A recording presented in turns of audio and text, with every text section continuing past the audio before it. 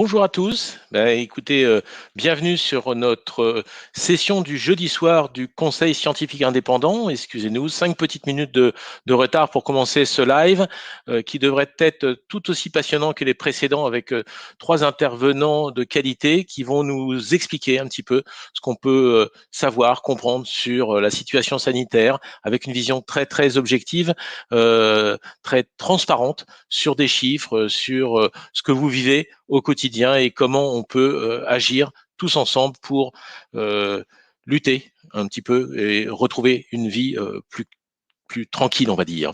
Voilà, on va voir un petit peu qui est là avec nous ce soir. Ils vont arriver les uns après les autres, je pense. Eh bien, ils arrivent même en groupe. Olivier, bonjour Olivier Soulier, est souvent avec nous. Il faut que tu mettes ton micro pour dire bonjour. Docteur Philippe de Bonjour. Chazourne, de La Réunion, bonjour. Docteur Louis Fouché, il a son micro coupé aussi, attention, bonjour Louis, ou bonsoir. Bonjour Eric, bonjour à tous, j'espère que vous allez bien. Je suis ravi de vous retrouver pour cette 6e édition après une petite semaine de vacances. Et on a deux invités de marque. Merci beaucoup à vous d'être là. Voilà, Laurent Toubiana, membre émérite du Conseil scientifique indépendant, qui est avec nous depuis le début. Bonsoir Laurent. Bonsoir à tous. Très heureux de reparticiper avec vous après une petite semaine de vacances comme lui, mais je n'étais pas avec lui. Voilà, ailleurs. Alors, Hélène Banoun et Vincent Pavant, qui partagent la même caméra, membres également du Conseil scientifique indépendant. Et Hélène nous parlera tout à l'heure en 3e position des tests. Bonsoir. Bonsoir. Et 2 intervenants nouveaux et qu'on accueille avec grand plaisir. Surya d'abord. Bonsoir Surya. Bonsoir à tous. On te présentera plus tard. Et puis Pierre Chaillot, qui sera notre premier intervenant. Bonsoir Pierre, il faut ouvrir ton micro. Bonsoir à tous. Ravi de t'accueillir. Alors, la question s'est posée, est-ce qu'on doit se vouvoyer? On a eu des internautes qui nous ont dit, ça fait un petit peu bande de copains et de se tutoyer. Mais en fait, moi, je trouve que c'est beaucoup plus chaleureux, beaucoup plus bienveillant. On va pas faire les hypocrites comme sur certains plateaux de télé. Et je pense qu'on est là pour avancer tous dans le même sens. Et se tutoyer ne me choque pas. J'espère que ça ne choquera personne d'entre vous. Non, ça ne nous choque pas. Ça correspond bien à la proximité et à l'adhésion globale que nous avons à ce que nous vivons tous ensemble. Voilà, nous avons beau essayer d'être le plus rigoureux, le plus scientifique possible, ça n'empêche pas l'amour, ça n'empêche pas les sentiments, ça n'empêche pas la bienveillance, et je pense que ce tutoiement crée de la proximité tout à fait intéressante. On va peut-être commencer tout de suite avec notre premier intervenant, premier conférencier de ce soir, Pierre Chaillot. Alors Pierre, donc encore une fois, bienvenue. Tu es donc statisticien. Je pense que pas mal d'internautes doivent te connaître parce que tu animes une chaîne YouTube qui s'appelle Décoder l'info, où moi j'ai appris vraiment énormément de choses. Il faut savoir que tu es ancien membre de l'INSEE. Tu as fait de nombreuses publications et donc tu es un vrai spécialiste des chiffres. Et ce soir, si je ne m'abuse, tu vas justement nous parler de ces chiffres qui sont toujours un peu troublants, hein, qu'on nous assène. À une époque, on avait tous les soirs le nombre de morts, et c'est justement de ces morts-là que je crois que tu vas nous parler, de ces 100 000 morts. Oui, alors donc la plupart d'entre vous, je pense, me connaissent probablement pas mes travaux. Donc j'ai en effet une petite chaîne sur YouTube qui s'appelle Décoder l'écho. Donc pour me présenter très rapidement, je suis statisticien et de formation et de métier. Et depuis plus d'1 an maintenant, je télécharge et j'analyse toutes les données officielles de mortalité française. Et toutes mes analyses sont en ligne sous la forme soit d'articles, soit de vidéos, ou les deux. Et à chaque fois, je donne les sources et les calculs que je fais. Donc, mon principal apport pour comprendre la mortalité en 2020, qu'on attribue à la Covid-19, ça a été de proposer des calculs pour prendre en compte l'évolution de l'âge des Français. Et pour mémoire, la principale cause de mortalité aujourd'hui, comme toujours, ça reste l'âge. Et au fur et à mesure qu'on vieillit, on a une probabilité de décéder qui est de plus en plus forte. Mais ça, je pense que je vous apprends rien. Je vais passer sur ma présentation peut-être. Voilà, donc toutes mes analyses jusqu'ici, que vous pourrez retrouver sur ma chaîne, ont consisté à étudier les décès, toutes causes toutes causes confondues, et pas seulement celles qui étaient étiquetées Covid. Parce que je considère non fiables les données étiquetées seulement Covid. Et je vais vous faire un bref rappel de ce que j'ai pu constater sur les décès toutes causes, et puis je vous montrerai les résultats que j'ai obtenus en comparant les décès toutes causes aux décès Covid, et en particulier ce que j'ai montré dans ma dernière vidéo. Donc, lorsqu'on regarde les décès sur un territoire pendant une certaine période, il est primordial de regarder la population de ce territoire à cette période et de détailler selon l'âge des gens. Ça s'appelle tout simplement faire de la démographie, ce que je dis. On ne peut pas se prétendre démographe si on ne prend pas en compte la population et l'âge des gens dans les calculs qui concernent les décès. En France, s'il y a plus de morts qu'au Luxembourg, c'est parce qu'en France, nous sommes 100 fois plus nombreux qu'au Luxembourg. Tout le monde trouve ça normal.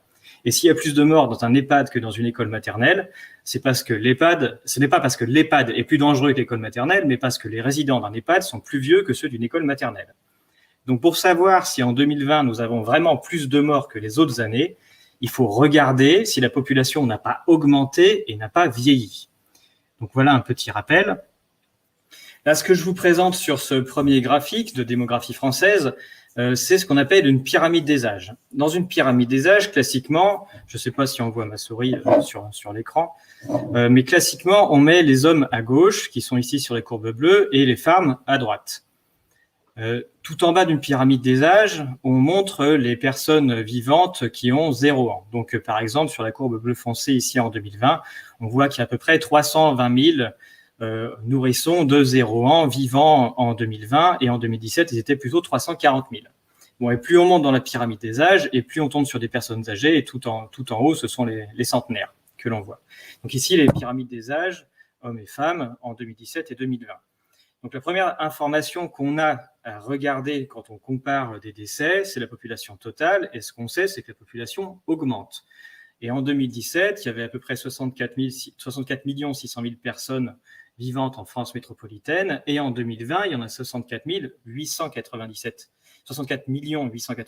000, ce qui veut dire qu'on a gagné en l'espace de 3 ans 250 000 personnes. Donc c'est tout à fait normal d'avoir plus de décès en 2020 qu'en 2017, puisqu'on a juste plus de monde. Donc il faut toujours corriger de ça. Il faut quand même aller un peu plus loin, parce qu'il faut quand même se poser la question de savoir si les personnes qu'on a en plus en 2020 qu'en 2017, ce sont des jeunes ou des vieux. Et donc, ce qui se passe depuis quelques années en France, en particulier depuis 2010, c'est qu'on a une génération très très forte qui s'appelle les baby boomers, qui sont les gens qui sont nés entre 1946 et les années 70 et qui commencent à prendre de l'âge et qui ont maintenant, depuis les années 2010, qui commencent à avoir plus de 50, 55, 60 ans. Et donc, ces baby boomers-là commencent à rentrer dans les âges où on commence à décéder. Et de manière plus précise que ce que j'ai dit, en 3 ans, on a gagné 250 000 personnes, mais en fait, en 3 ans, on a gagné plus de 800 000 personnes de plus de 65 ans et on a perdu 600 000 jeunes. Donc, on a un vieillissement de la population française qui est extrêmement fort ces dernières années. Et donc, on a de plus en plus de décès en France chaque année. Et c'est normal, c'est juste la démographie. Ici, vous voyez, j'ai représenté sur ce graphique-là les décès que l'on a en France, les décès bruts qu'on a en France depuis 1962. Donc, on a eu une relative période de stabilité pendant longtemps. Et puis, depuis 2010 à peu près, depuis la période où nos baby boomers commencent à rentrer dans les âges où on décède, on a une augmentation assez régulière de la mortalité.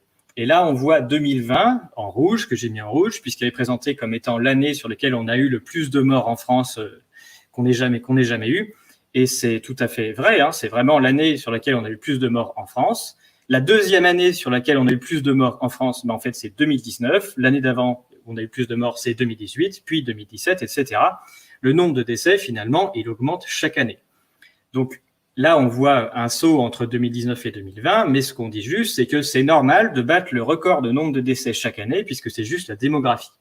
Donc la méthode que j'ai proposée dans mes vidéos, c'est une méthode de standardisation pour mettre la même pyramide des âges partout pour vraiment comparer les choses. Et arrêter de dire qu'on a une période où on a le plus grand nombre de morts jamais connus, si c'est juste parce qu'on a plus de personnes âgées et plus de population. Donc, c'est ce que je vous montre sur le graphique suivant. Voici exactement la même chose, toujours le nombre de morts, mais cette fois-ci en standardisant les décès avec la pyramide des âges de 2020. Et donc là, on raconte plus du tout la même histoire, puisqu'on n'observe plus une augmentation de la mortalité à partir de 2010, mais on continue d'avoir une légère diminution de la mortalité, ce qui veut dire qu'il n'y a pas de plus en plus de morts. Il y a plus de morts en brut et au total, mais il y a plutôt de moins en moins de morts si on regarde avec l'effet âge. Et au final, le 2020 est bien un peu plus haute que 2019, mais est au niveau 2015, et 2020, c'est la 6e année la moins mortelle de toute l'histoire de la France.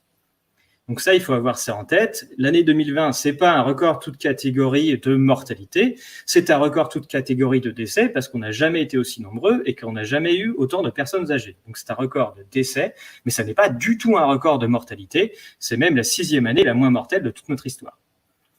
Donc maintenant qu'on en est là, j'ai fait un peu d'autres travaux un peu plus précis sur ma chaîne où j'ai essayé de voir un peu plus finement ce qu'on voyait sur des périodes de forte mortalité.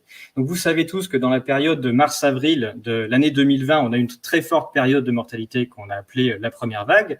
Et je me suis dit que j'allais comparer cette période de mortalité à une autre période de mortalité qu'on avait eue précédemment. Et j'ai pris donc la période de mortalité de 65 jours de la Covid-19, j'ai comparé à une période de 65 jours de mortalité forte et j'ai pris la grippe 2017. Bon, tout le monde ne meurt pas de la Covid-19, ce sont les décès de toutes causes pendant la période de surmortalité Covid. Et en face, j'ai mis la période de surmortalité qu'on attribue à la grippe, où tout le monde ne meurt pas évidemment de la grippe, mais sur laquelle on attribue une certaine surmortalité à la grippe. Et donc, quand on met ces deux courbes-là l'une en face de l'autre et qu'on les étale un petit peu, on se rend compte que les différences sont finalement pas si énormes que ça. Et pendant la période grippale de 2017, on avait eu 132 000 décès, et pendant notre période de Covid-19, on en a eu 134 000. Donc, il y a quand même plus de décès Covid-19 que de grippe.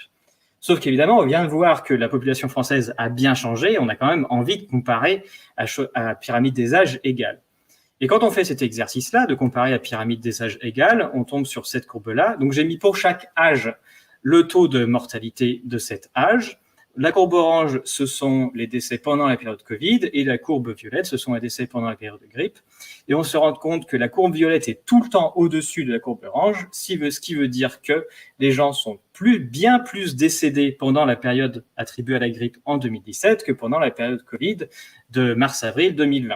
Il n'y a juste pas photo entre les deux. Les gens sont beaucoup plus morts de la grippe en proportion que de la Covid. Et si on voit une courbe plus haute, c'est juste parce qu'on a beaucoup plus de personnes âgées et de population en 2020 qu'en 2017, quand on regarde les chiffres bruts. Donc, force de ce constat, il y a un moment où on se dit... Donc, je ne voulais pas jusqu'ici aller regarder et traiter les décès Covid, puisque je considérais que ça ne représentait absolument rien, et qu'avec la mortalité de toute cause, on voyait bien quand même que globalement, il ne s'est pas passé grand-chose.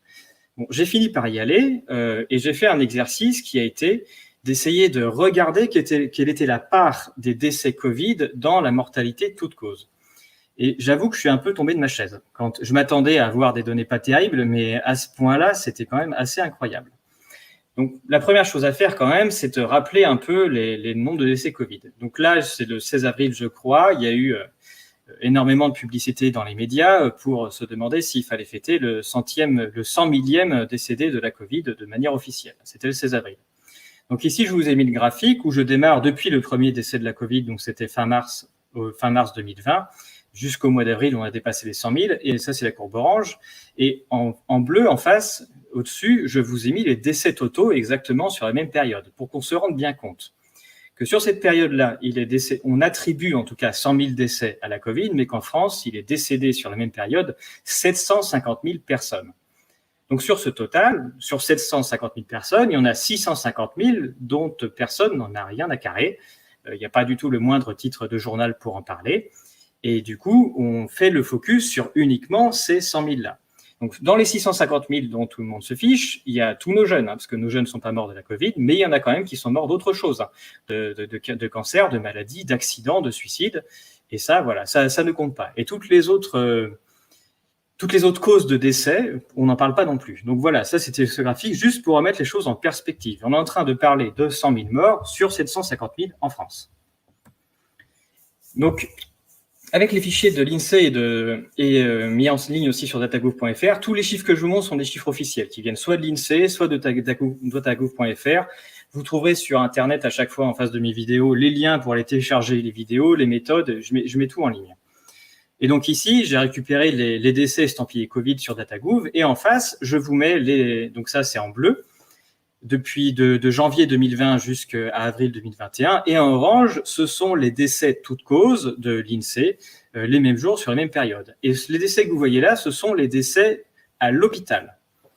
Donc ça, je l'ai appelé ça quand la Covid éclipse le reste, on va voir pourquoi. Donc en bleu, ce sont les décès estampillés Covid à l'hôpital chaque jour, et en orange, ce sont les décès toutes causes à l'hôpital. En termes de nombre, je vais commencer peut-être par la courbe violette, c'était pour me donner une idée de ce qu'était qu'une mortalité normale à l'hôpital. Je me suis basé sur les mois de janvier, février, mars. En janvier, février, mars, on est en période épidémique classique, donc l'hôpital est évidemment saturé comme tous les ans, avec des difficultés aux urgences respiratoires, etc. Et pendant cette période de mortalité hivernale complètement classique, même plutôt faible en fait pour être précis pour la période, on a autour de 950 personnes qui décèdent à l'hôpital tous les jours. C'est la norme, c'est ce qui est normal. On fait ensuite un calcul d'intervalle de confiance et ça nous dit que voilà, la norme de décès à l'hôpital tous les jours pendant cette période, c'est entre 940 et 960 personnes tous les jours. Ce qui veut dire qu'on peut considérer comme étant une mortalité anormale quand on a plus de 960 personnes qui décèdent à l'hôpital sur une même journée. Donc il se trouve qu'en effet, entre le 18 mars et le 18 avril, ce seuil de 960 décès par jour, il a été franchi à l'hôpital tous les jours, là, pendant un mois. Et on a atteint un pic de 1345 décès à l'hôpital le 31 mars 2020. Toujours pendant cette période, donc le nombre de décès moyens à l'hôpital qu'on a connu en France, il était de 1150 par jour en moyenne, soit 200 de plus en moyenne par jour que ce qu'on avait d'habitude pendant la période hivernale. Mais pendant cette période, ont été déclarés Covid en bleu, en moyenne 370 décès par jour. Donc, on a connu plus de 100, mais on a vu une déclaration de 370 en moyenne.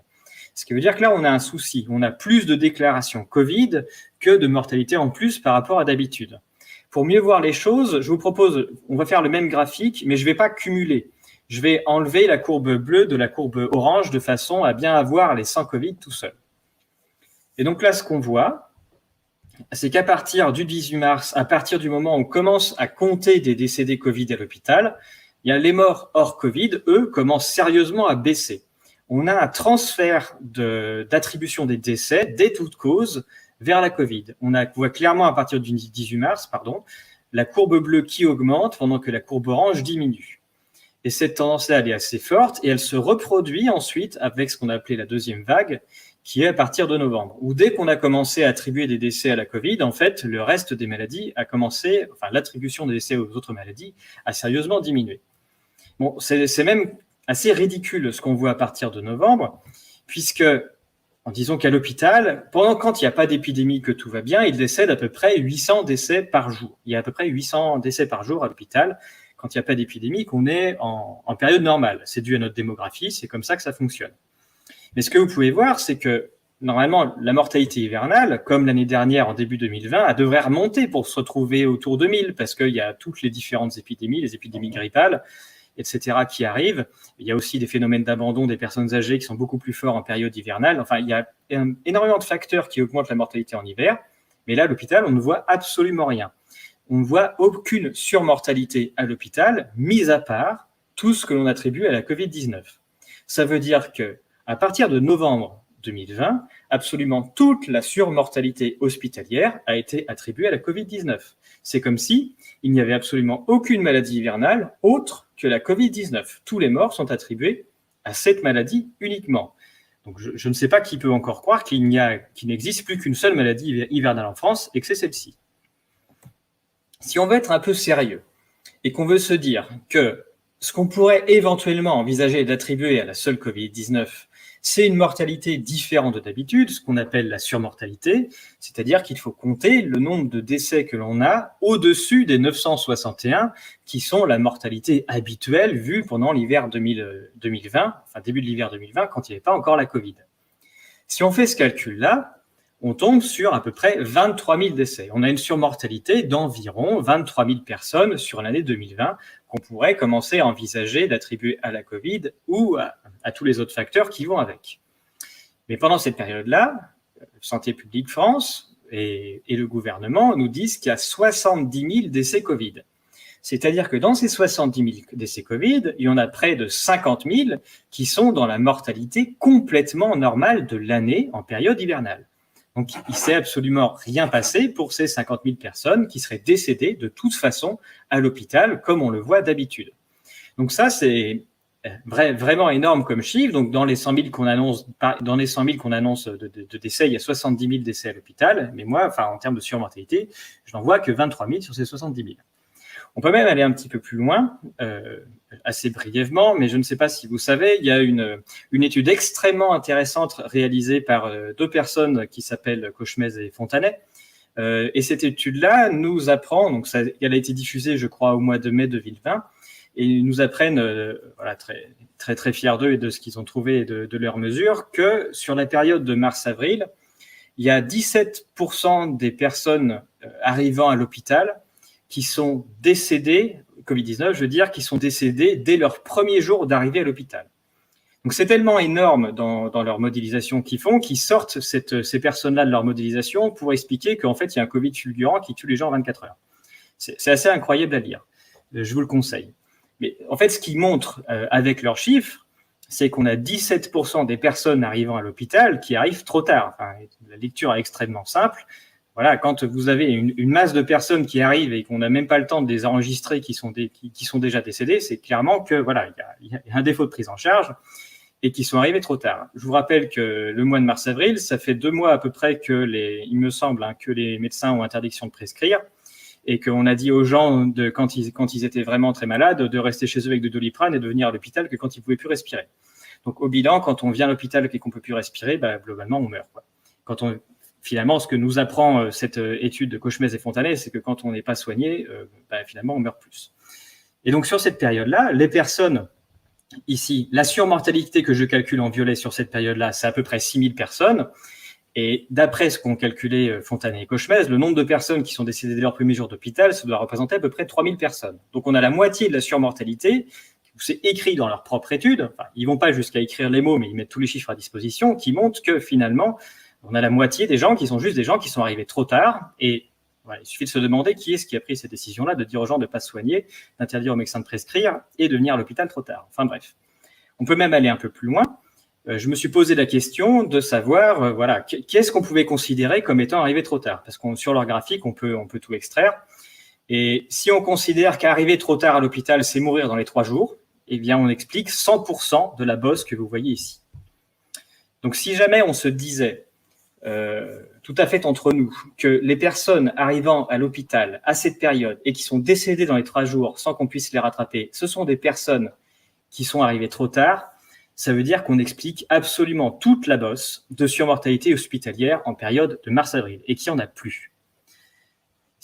Donc, personnellement, je serais extrêmement heureux que Cauchemez et Fontanet nous refassent la même étude avec les mêmes comptages à partir de novembre, pour savoir exactement qui sont les personnes dans toute cette surmortalité qui, encore une fois, sont arrivées trop tard à l'hôpital.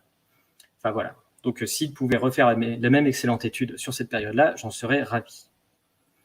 Maintenant qu'on a vu l'hôpital et qu'on a vu la surmortalité, et en particulier celle de mars-avril qu'on peut expliquer, passons aux 2 autres lieux qu'on peut étudier, les EHPAD et les décès à domicile.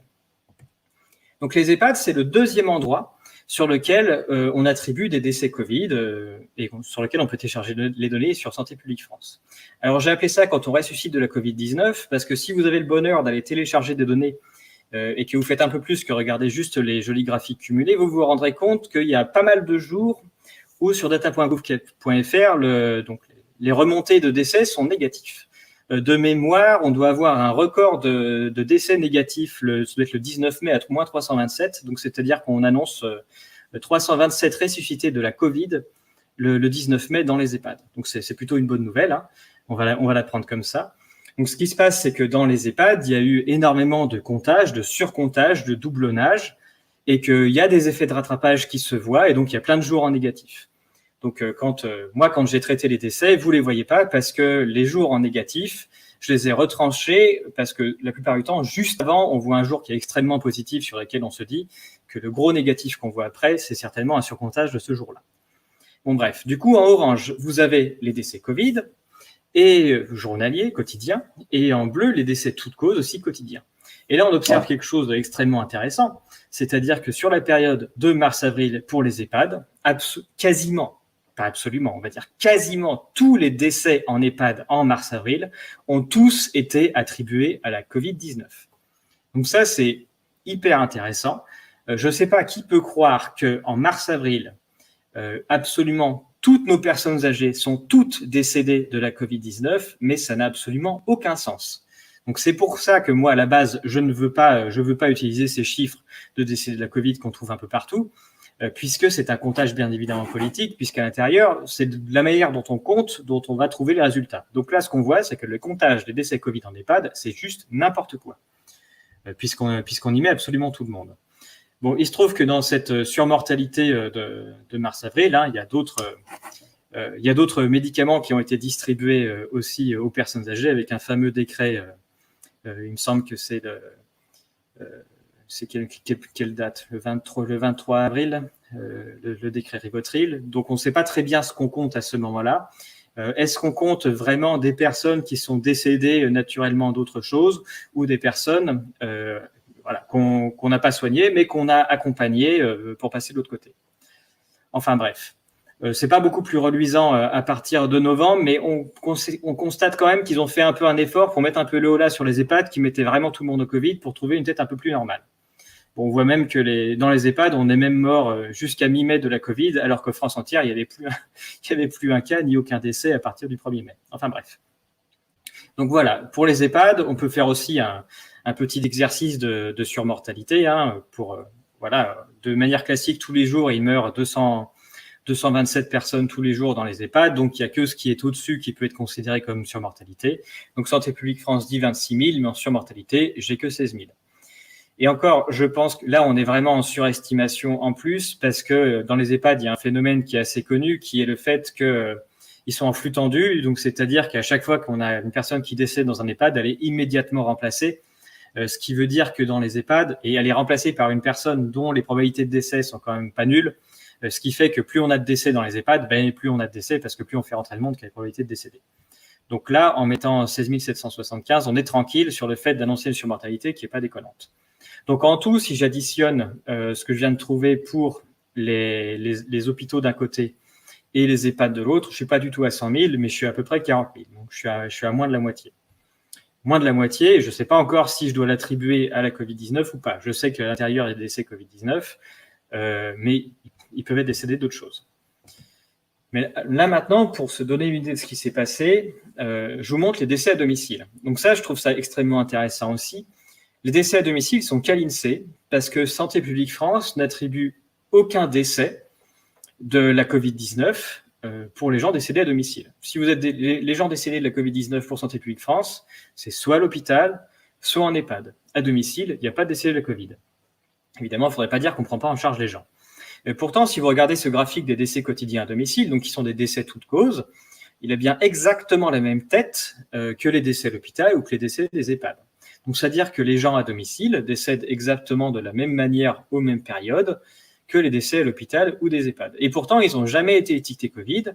Et vu la pression qu'il y a à se faire diagnostiquer Covid, c'est quand même un peu fort de café de dire que toute cette surmortalité, c'est de la Covid invisible. Mais bon. En tout cas, on voit des choses intéressantes, notamment sur la période de mars-avril. Je l'explique dans une de mes vidéos, mais si vous allez télécharger le bulletin hebdomadaire de Santé publique France, qui doit être du 17 mai, Santé publique France nous explique que toutes les semaines, pendant la période de confinement, ils ont vu en moyenne France entière qu'il manquait à peu près 300 personnes aux urgences AVC, toutes les semaines, et 300 personnes aux urgences cardiaques. Sur la période, la surmortalité française est à peu près de 6 000 personnes et les personnes qu'il a manquées aux urgences AVC et cardiaques, c'est aussi 6 000 personnes. Donc cette bosse-là, qu'il y en a qui peuvent dire, c'est la Covid puisque c'est au même endroit, il se trouve que c'est à l'endroit où les urgences ont remonté qu'il manquait des gens qui, du fait du confinement, n'allaient pas se faire soigner et notamment pour des urgences cardiaques et AVC. Donc encore une fois, il n'y a rien qui nous montre que même si c'est à la même période, il s'agit de personnes qui ont la Covid, cette surmortalité, ou plutôt de personnes qui, du fait du confinement, parce qu'on est en plein confinement, ne sont pas allées se faire soigner à temps. Et toute cette surmortalité, et bon, on peut faire le même raisonnement ensuite pour le deuxième confinement à partir de novembre, et tout ce qui se passe depuis novembre. Et toute cette surmortalité à domicile, elle compte pour 23 000 personnes. Donc 23 000 personnes en surmortalité, dont on voit des effets quand même qui arrivent au moment des différentes mesures, et donc qui n'ont jamais été estampillés Covid, et pour cause, qui sont à mettre en face des 40 000 de surmortalité dans les EHPAD et dans les hôpitaux où on annonce de la Covid. Donc là, en ratio bénéfice-risque, même si on attribuait tout à la Covid à l'hôpital et dans les EHPAD, on n'est quand même pas terrible si on considère qu'il y a 23 000 personnes qui sont décédées parce qu'on les a laissées sur le carreau en faisant le tri par les décisions qu'on a prises. Et donc voilà les trois messages à retenir lorsque l'on regarde en faisant le bilan de ce qui se passe sur les différents décès de la Covid-19 et des toutes causes. À l'hôpital, on observe une surmortalité, mais on doit se poser la question du fait que les gens ont été probablement pris en charge bien trop tard, et ça c'est grâce à l'étude de Fontanet et Cauchemez, et qui expliquerait la surmortalité hospitalière. Il y a les décès dans les EHPAD qu'on ne sait pas très bien attribuer, mais où il y a eu certaines décisions qui ont été prises, et donc il faut mettre en perspective. Et enfin, les décès à domicile, qui sont la preuve de personnes que l'on ne prend pas en charge du fait des décisions qui sont prises. Merci beaucoup, Pierre, mais c'est d'une limpidité absolue. Moi, j'ai adoré. C'est très clair. C'est très factuel, comme on aime au CSI. Et je propose de passer tout de suite la parole à Laurent Toubiana. Vous savez que c'est un grand spécialiste aussi des chiffres et il a fait des articles sur la mortalité qui sont tout à fait passionnants. Laurent, est-ce que tu as des questions, des commentaires? Ah, Laurent, il faut que tu mettes ton micro, je crois.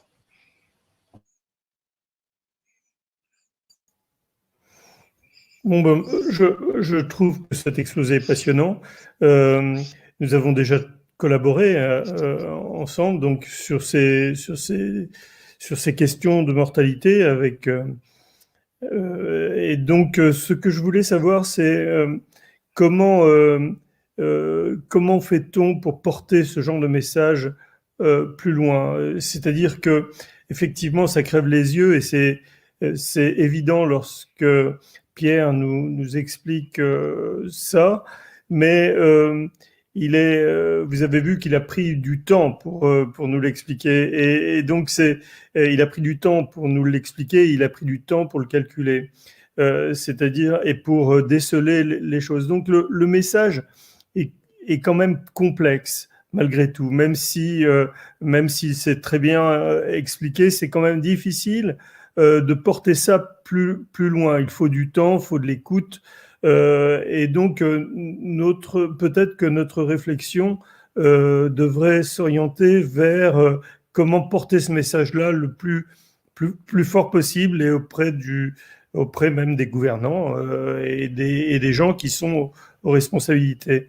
Voilà. Mais lorsque nous avons tenté de le faire, il y a eu une levée de bouclier et on a été très vite mis sous le boisseau puisque Pierre et moi et nos co-signataires ont été pris à partie et discrédités. Voilà. Donc, ce sont des questions que je m'interroge, plus des questions de communication que des questions scientifiques, puisque la question scientifique, j'y adhère totalement et j'ai même travaillé avec Pierre. Donc, je sais à quel point son travail est de qualité. Alors, je pourrais faire une première réponse, et il faut continuer à répéter et répéter. Seule la répétition permet de faire avancer les choses, mais Louis, qui est un grand communicant, a peut-être son avis sur la question, ou d'autres éventuellement. On bute sur une difficulté au quotidien avec mes collègues, c'est finalement la différence entre l'expérience perçue du réel et puis cette réalité numérique beaucoup plus globale. Et finalement, il y a un hiatus. Il y a un mot compliqué qui s'appelle l'herméneutique. L'herméneutique, c'est l'interprétation des signes, c'est l'interprétation du réel justement. Et comment est-ce qu'on l'interprète? Et pour la plupart des gens, l'herméneutique, c'est ce qu'ils perçoivent au quotidien. Ça, c'est à peu près juste.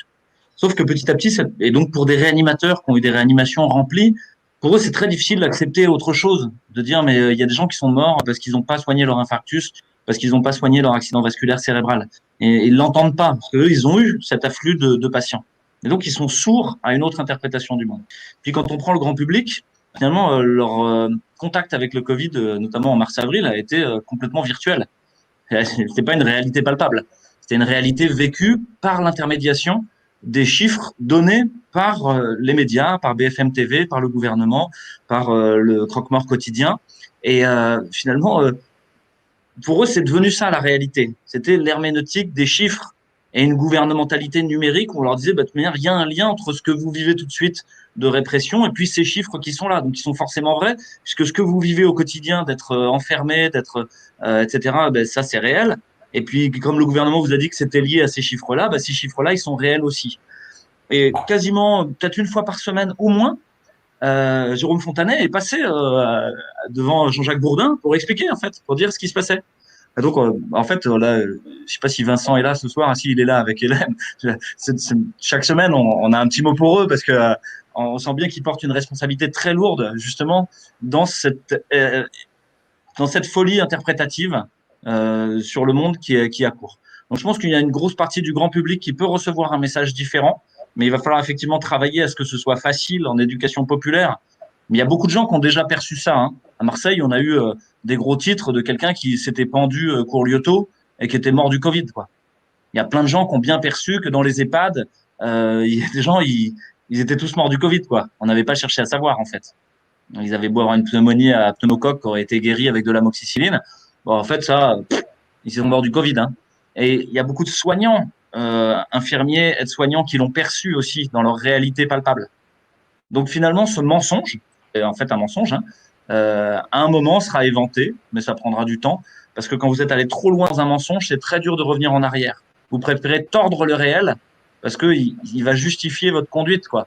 J'en ai parlé la semaine dernière, mais si vous dites aujourd'hui à une institutrice, ça fait 1 an que tu fais du mal à des enfants en les mettant derrière un masque, elle va préférer dire non mais quand même, ça évite que mamie soit malade. Et vous aurez beau tout lui dire, de toute manière, ça restera ça, parce que c'est insupportable pour elle d'imaginer qu'elle a fait du mal à des enfants pendant 1 an. Fourmis si précieux. Et enfin, comme Géraldine le dit, merci de nous transmettre ces chiffres qui nous permettent de relativiser et aussi justement d'argumenter, pourquoi pas de discuter avec des personnes en disant peut-être que bah non, tu as peut-être tort, etc. Mais comment a-t-on pu être aussi manipulé à ce point? Et des questions qui se demandent, comme Christelle par exemple, pourquoi est-ce que les chiffres de la mortalité n'ont pas été remis à 0 en janvier? Et une question qui peut être un peu polémique, mais qui pourrait faire apparaître une surmortalité Covid par rapport à la fameuse prime Covid attribuée ou qui serait attribuée par un certain service hospitalier. Et moi, ce que je retiendrai de ta présentation, Pierre, c'est le début où finalement, souvent, on mélange record de décès et mortalité. Et tu nous as bien dit que l'année 2020, il y avait effectivement un record de décès pour toutes les raisons que tu as dit, mais que c'était quand même la 6e année où il y avait le moins de mortalité de toute l'histoire. Donc, c'est intéressant d'utiliser des mots qui paraissent identiques, qui sont en fait très différents. Et ça permet aussi de convaincre d'autres personnes. Oui, je crois qu'il va falloir absolument qu'on arrive à rassurer tout le monde avec ces chiffres, parce que évidemment c'est effrayant, 100 000 morts. Alors forcément, si c'est effrayant, il faut absolument tout faire et on est prêt à payer n'importe quel prix pour éviter une telle mortalité. Et Pierre nous a permis de remettre un petit peu les choses au clair au niveau de ces chiffres. Je pense que c'est important. Et d'un chiffre à l'autre, on va passer la parole à Surya, qui est notre deuxième intervenant. Alors, je ne le vois pas en vidéo. Je ne sais pas si tu as coupé ta vidéo, Surya. Donc, Surya est à la fois mathématicien et informaticien, mais c'est surtout pour moi un grand scientifique, même s'il n'aime pas toujours ce terme.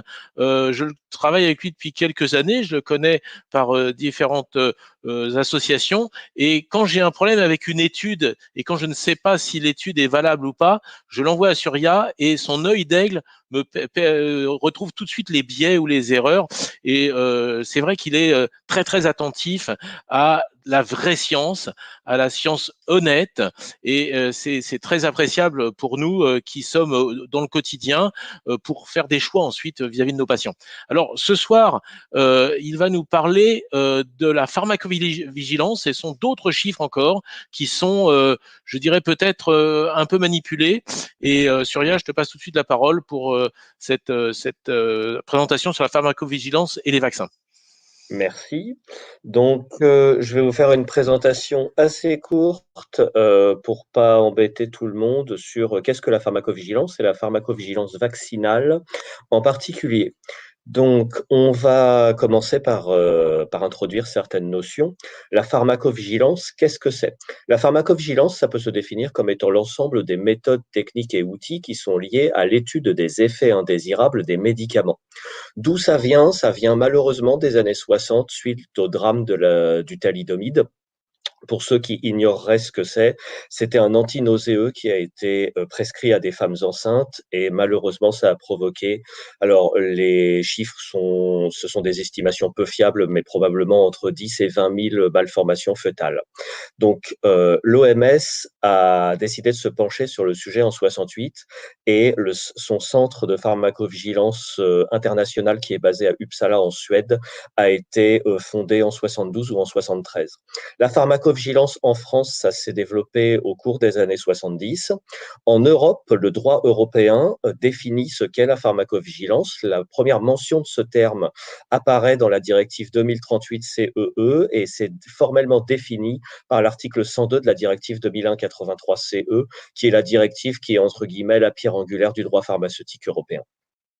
Il y a eu une réforme en 2010 alors, il y a eu beaucoup de choses qui ont été faites via cette réforme, mais d'un point de vue structurel, ce qui est notable, c'est la création d'un comité technique de pharmacovigilance européen au sein de l'Agence européenne du médicament, qui s'appelle le PRAC, Pharmacovigilance Risk Assessment Committee.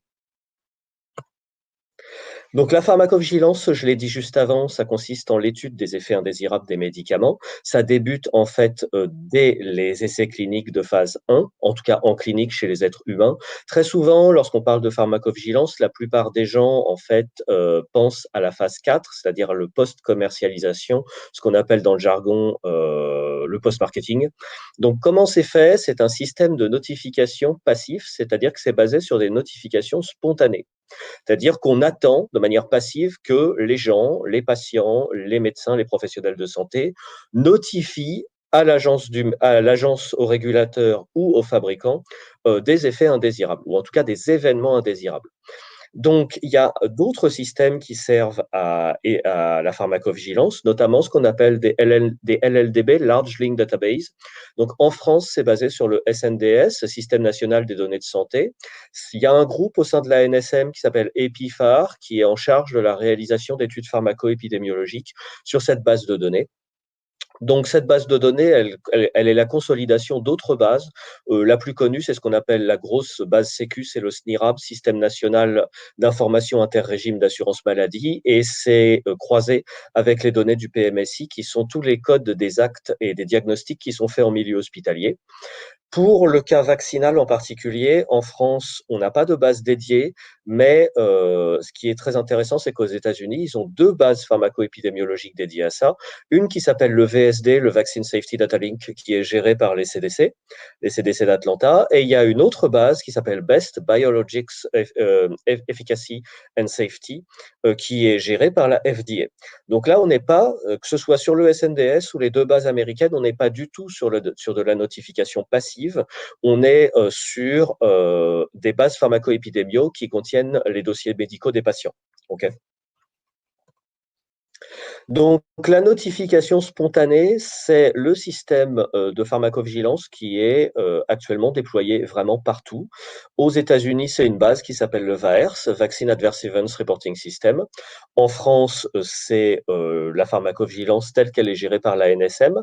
Donc, je l'ai dit tout à l'heure, la notification spontanée, c'est quand des patients ou des professionnels de santé prennent contact avec le système de reporting. Alors, vous pouvez notifier soit directement à l'ANSM, il y a un portail web, soit vous pouvez notifier directement au fabricant.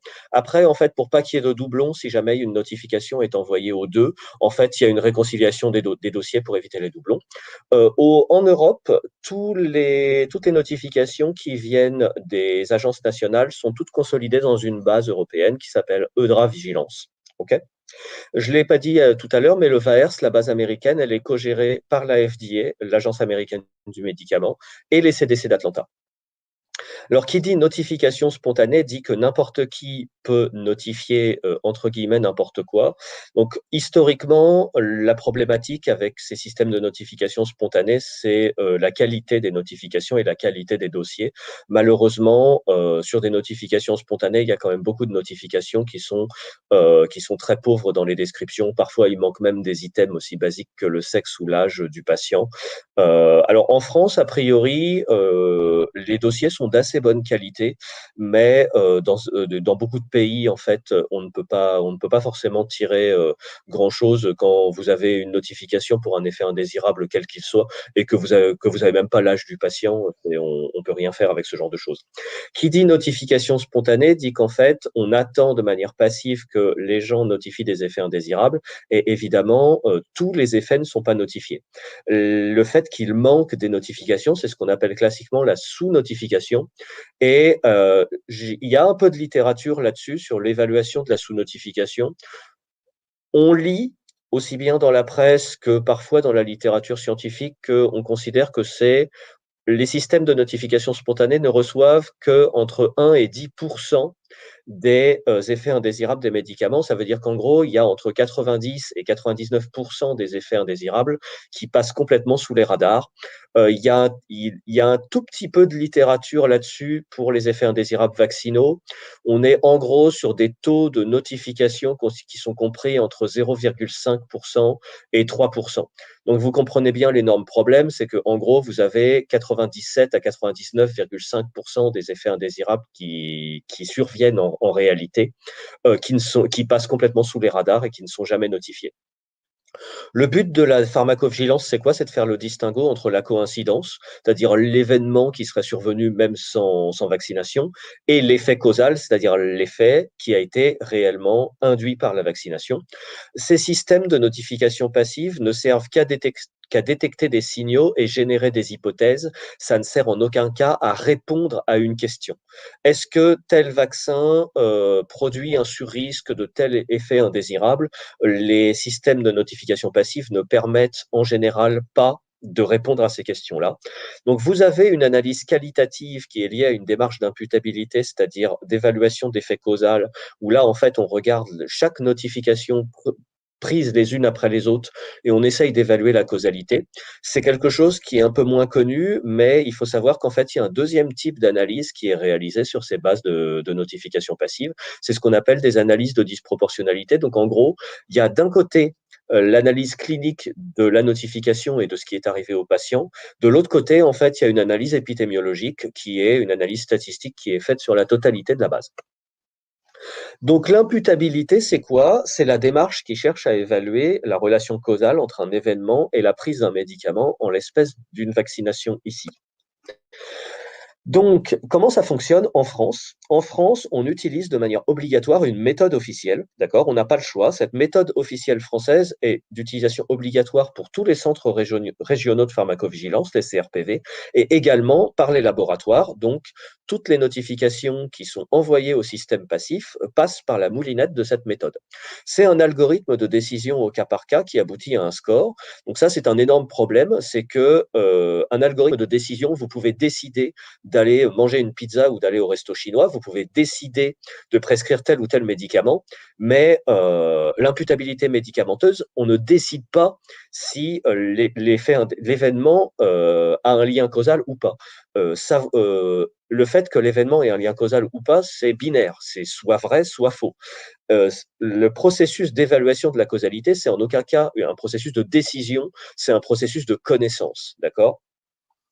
Et vous avez ce qu'on appelle l'imputabilité intrinsèque, c'est-à-dire qu'on va évaluer en fonction de ce qui est arrivé au patient la relation causale, en tout cas le degré de relation causale qu'on est capable d'identifier. Donc, c'est basé sur des critères chronologiques et sémiologiques. Je parle très rapidement du grand principe qui est utilisé par la méthode française, mais aussi par les méthodes qui sont utilisées à l'étranger. C'est ce qu'on appelle le challenge, déchallenge, rechallenge.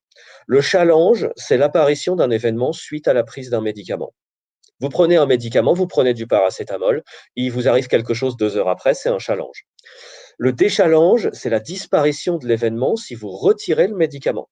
Donc, vous prenez un médicament depuis 2 semaines, vous avez un événement indésirable qui apparaît, c'est le challenge, vous arrêtez votre traitement, votre événement disparaît, c'est ce qu'on appelle le déchallenge.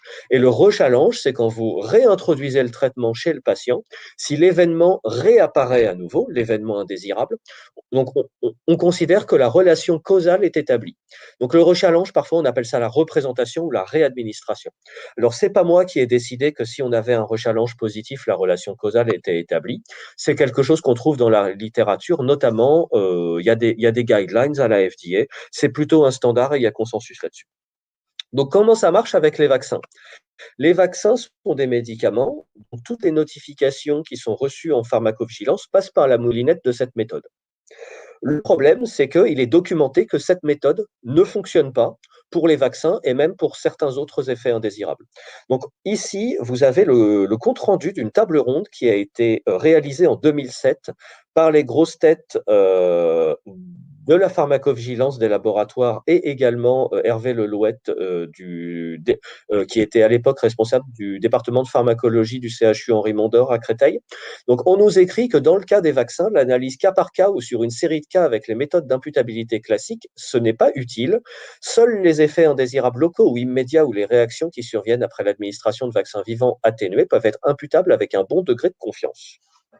Donc déjà, on vous dit que il y a uniquement pour ces effets indésirables-là que la méthode peut fonctionner. Et on trouve ceci: l'évolution de l'événement à l'arrêt du traitement est le résultat d'une éventuelle réadministration, critère habituellement déterminant pour évaluer l'imputabilité, ne sont pas le plus souvent évaluables pour imputer un événement survenu après l'administration d'un vaccin. En effet, une fois administré, le vaccin déclenche dans l'organisme une cascade d'événements immunologiques qui perdurent malgré l'absence de réadministration.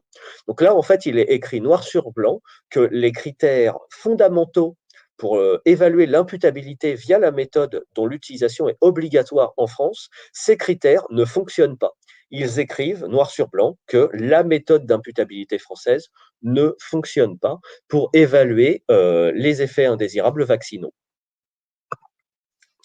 Enfin, j'ai trouvé cette perle dans le même document, donc c'est un article qui a été publié dans Thérapie. La pharmacovigilance de routine apporte peu d'éléments permettant d'évaluer la sécurité à long terme d'un vaccin. Donc, pour évaluer la sécurité à long terme d'un vaccin, normalement, il faut faire des essais cliniques adéquats. Et donc, j'ai vu passer l'article de Peter Doshi dans le British Medical Journal qui a été publié hier ou avant-hier. Chez Moderna et chez Janssen, ils ont vacciné tous les groupes de contrôle. Donc, n'attendez rien des données à long terme des essais cliniques. Il n'y a plus de groupe de contrôle. Donc, les données de tolérance à long terme, c'est fini. Il n'y en aura jamais. En tout cas, pour Moderna et Janssen. Et chez Pfizer, ils ont refusé de répondre. Donc, la vaccination anti-Covid, comme je viens de vous l'expliquer, la méthode d'imputabilité ne sert en gros à rien, en tout cas dans la plupart des cas. J'ai trouvé quand même une perle dans le rapport de pharmacovigilance de l'ANSM qui a été publié, je crois, il y a 15 jours sur le site de l'ANSM. Sur le vaccin Pfizer, on a quand même une perle. Comme détaillé dans les rapports précédents, l'analyse d'un cas de purpura thrombopénique immunologique avec rechallenge positif avait déjà été considéré comme un élément fort en faveur d'une possible responsabilité du vaccin et transmis à l'échelon européen, où un signal similaire était en cours d'investigation. Donc en fait, là, ils ont quand même réussi. Donc il y a quelqu'un qui a développé un purpura après la 2e dose de Pfizer, et il a reçu sa 2e dose de Pfizer, et il a refait un purpura qui a probablement été aggravé. Donc, on est dans le cas exceptionnel où on est dans le seul cas où la méthode d'imputabilité fonctionne, c'est si vous êtes dans un schéma d'administration multidose et que, en fait, l'événement indésirable se représente après chaque dose. Donc là, comme avec le Pfizer, on est dans un schéma à 2 doses. Le seul cas où vous pouvez avoir un effet indésirable imputable, c'est si l'effet indésirable se produit après la première dose, que le lien n'est pas forcément fait avec le vaccin ou que l'événement n'est pas considéré comme étant suffisamment grave pour être une contre-indication à la réception de la seconde dose, on vous donne la seconde dose et là le purpura est réapparu chez ce patient. J'espère que c'est pas trop grave et que il passera pas en forme chronique, mais en tout cas ça a été considéré manifestement comme suffisamment grave par le notificateur pour qu'il juge nécessaire d'envoyer une notification à la NSM. Donc, ce cas a été transmis au PRAC, le comité technique de pharmacovigilance européen, et en toute logique, comme ces rechallenges positifs avec lien causal très fortement suspecté, voire établi, normalement, le purpura devrait être listé dans le résumé des caractéristiques du produit. Dans le futur, ce serait très surprenant qu'il ne liste pas ça dans les effets, dans la notice du produit. Donc, au niveau des effets indésirables vaccinaux, je vais terminer avec 2 petits slides. Les éléments de langage qu'on va vous sortir toujours, éléments de langage qui sont systématiquement utilisés depuis au moins 25 ans. La causalité n'est pas démontrée, aucun lien certain de causalité n'a pu être établi. Alors, la causalité n'est pas démontrée, c'est normal, vu qu'on ne fait jamais rien pour démontrer la causalité des effets indésirables vaccinaux, et que de surcroît, l'outil à disposition, c'est-à-dire la méthode d'imputabilité, juste en fait, cet outil ne fonctionne pas. Donc, on risque pas d'établir grand-chose comme causalité, à part dans un cas exceptionnel où vous avez un rechallange positif. Pour établir une causalité, il faudrait faire des essais cliniques adéquats. Mais comme je viens de vous le dire, pour les vaccins Covid et tant d'autres, les groupes de contrôle ont été vaccinés, donc on ne peut plus rien tirer de ces données-là. Et encore faudrait-il faire des études épidémiologiques adéquates également. Mais là encore, on les attend toujours et je pense qu'on va les attendre longtemps. Alors moi, il y a le second élément de langage que j'aime bien. Aucun lien certain de causalité n'a pu être établi. Alors ça, vous allez le voir très souvent. Il faut juste savoir que le lien certain entre un effet indésirable et un médicament, ça n'existe pas. Sur études épidémiologiques, on ne fait que calculer des risques relatifs et des risques attribuables avec des intervalles de confiance, c'est-à-dire par définition de l'incertitude. Et la méthode d'imputabilité officielle ne définit pas le lien certain de causalité. Le lien certain de causalité en pharmacovigilance, ça n'a jamais existé et ça n'existera jamais. Donc, j'ai trouvé ça dans la notice de feu Genevac B, un des vaccins contre l'hépatite B. Dans la liste des effets indésirables du produit, il y avait écrit listé neuropathie périphérique, névrite optique, atteinte d'amyélinisante du système nerveux central survenant dans les semaines suivant la vaccination, sans qu'un lien certain de causalité n'ait actuellement pu être établi. Donc je ne comprends même pas que l'AFSAPS à l'époque ait pu valider une telle inscription dans une notice officielle de produit, puisque là on est dans la désinformation pure et simple. Le lien certain de causalité entre un effet indésirable et un médicament, ça n'a jamais existé. Et c'est confirmé par un très ancien article publié par Madame Elisabeth Loupi, qui a été justement la responsable de la pharmacovigilance de Genevac chez Pasteur-Mérieux. Elle a publié en 93 un excellent article. Est-ce que la preuve définitive de la causalité existe-t-elle jamais en pharmacovigilance? Et on nous écrit ça. Pour les effets indésirables des médicaments, la preuve objective qu'une réaction est due à un médicament spécifique est plutôt exceptionnelle. En règle générale, c'est plutôt une question de conviction intime, comme pour un juge ou un jury. Atteindre la certitude causale est l'exception. Lorsqu'un événement indésirable se présente de manière répétée dans une forme grave, il est fortement recommandé de ne pas perdre de temps dans des investigations interminables. Il peut arriver, néanmoins, qu'un médicament est retiré du marché plutôt sur une base de forte suspicion que de certitude. Toutefois, cela peut être l'action la plus prudente à prendre à ce moment-là. Donc, c'est quand même bien regrettable que tous ces gens-là, dès qu'ils sont aux manettes de la pharmacovigilance, n'appliquent pas leurs propres conseils quand il s'agit de retirer les médicaments fabriqués par leur employeur. Donc, j'en ai terminé ici avec cette petite présentation. J'espère que je n'ai perdu personne et s'il y a des questions, vous pouvez nous les adresser sans aucun problème.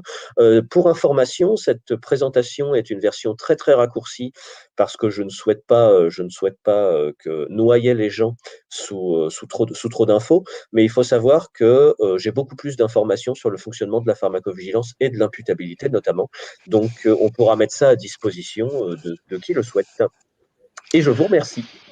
Merci beaucoup, Surya. C'était à la fois passionnant et inquiétant parce que ça nous explique pourquoi, depuis toujours, en France, on n'a pas le droit de dire qu'un vaccin peut avoir des effets secondaires. Peut-être même nous serons à la fois, encore une fois, censurés d'oser parler des vaccins parce que un ancien ministre nous avait dit les vaccins, ça ne se discute pas.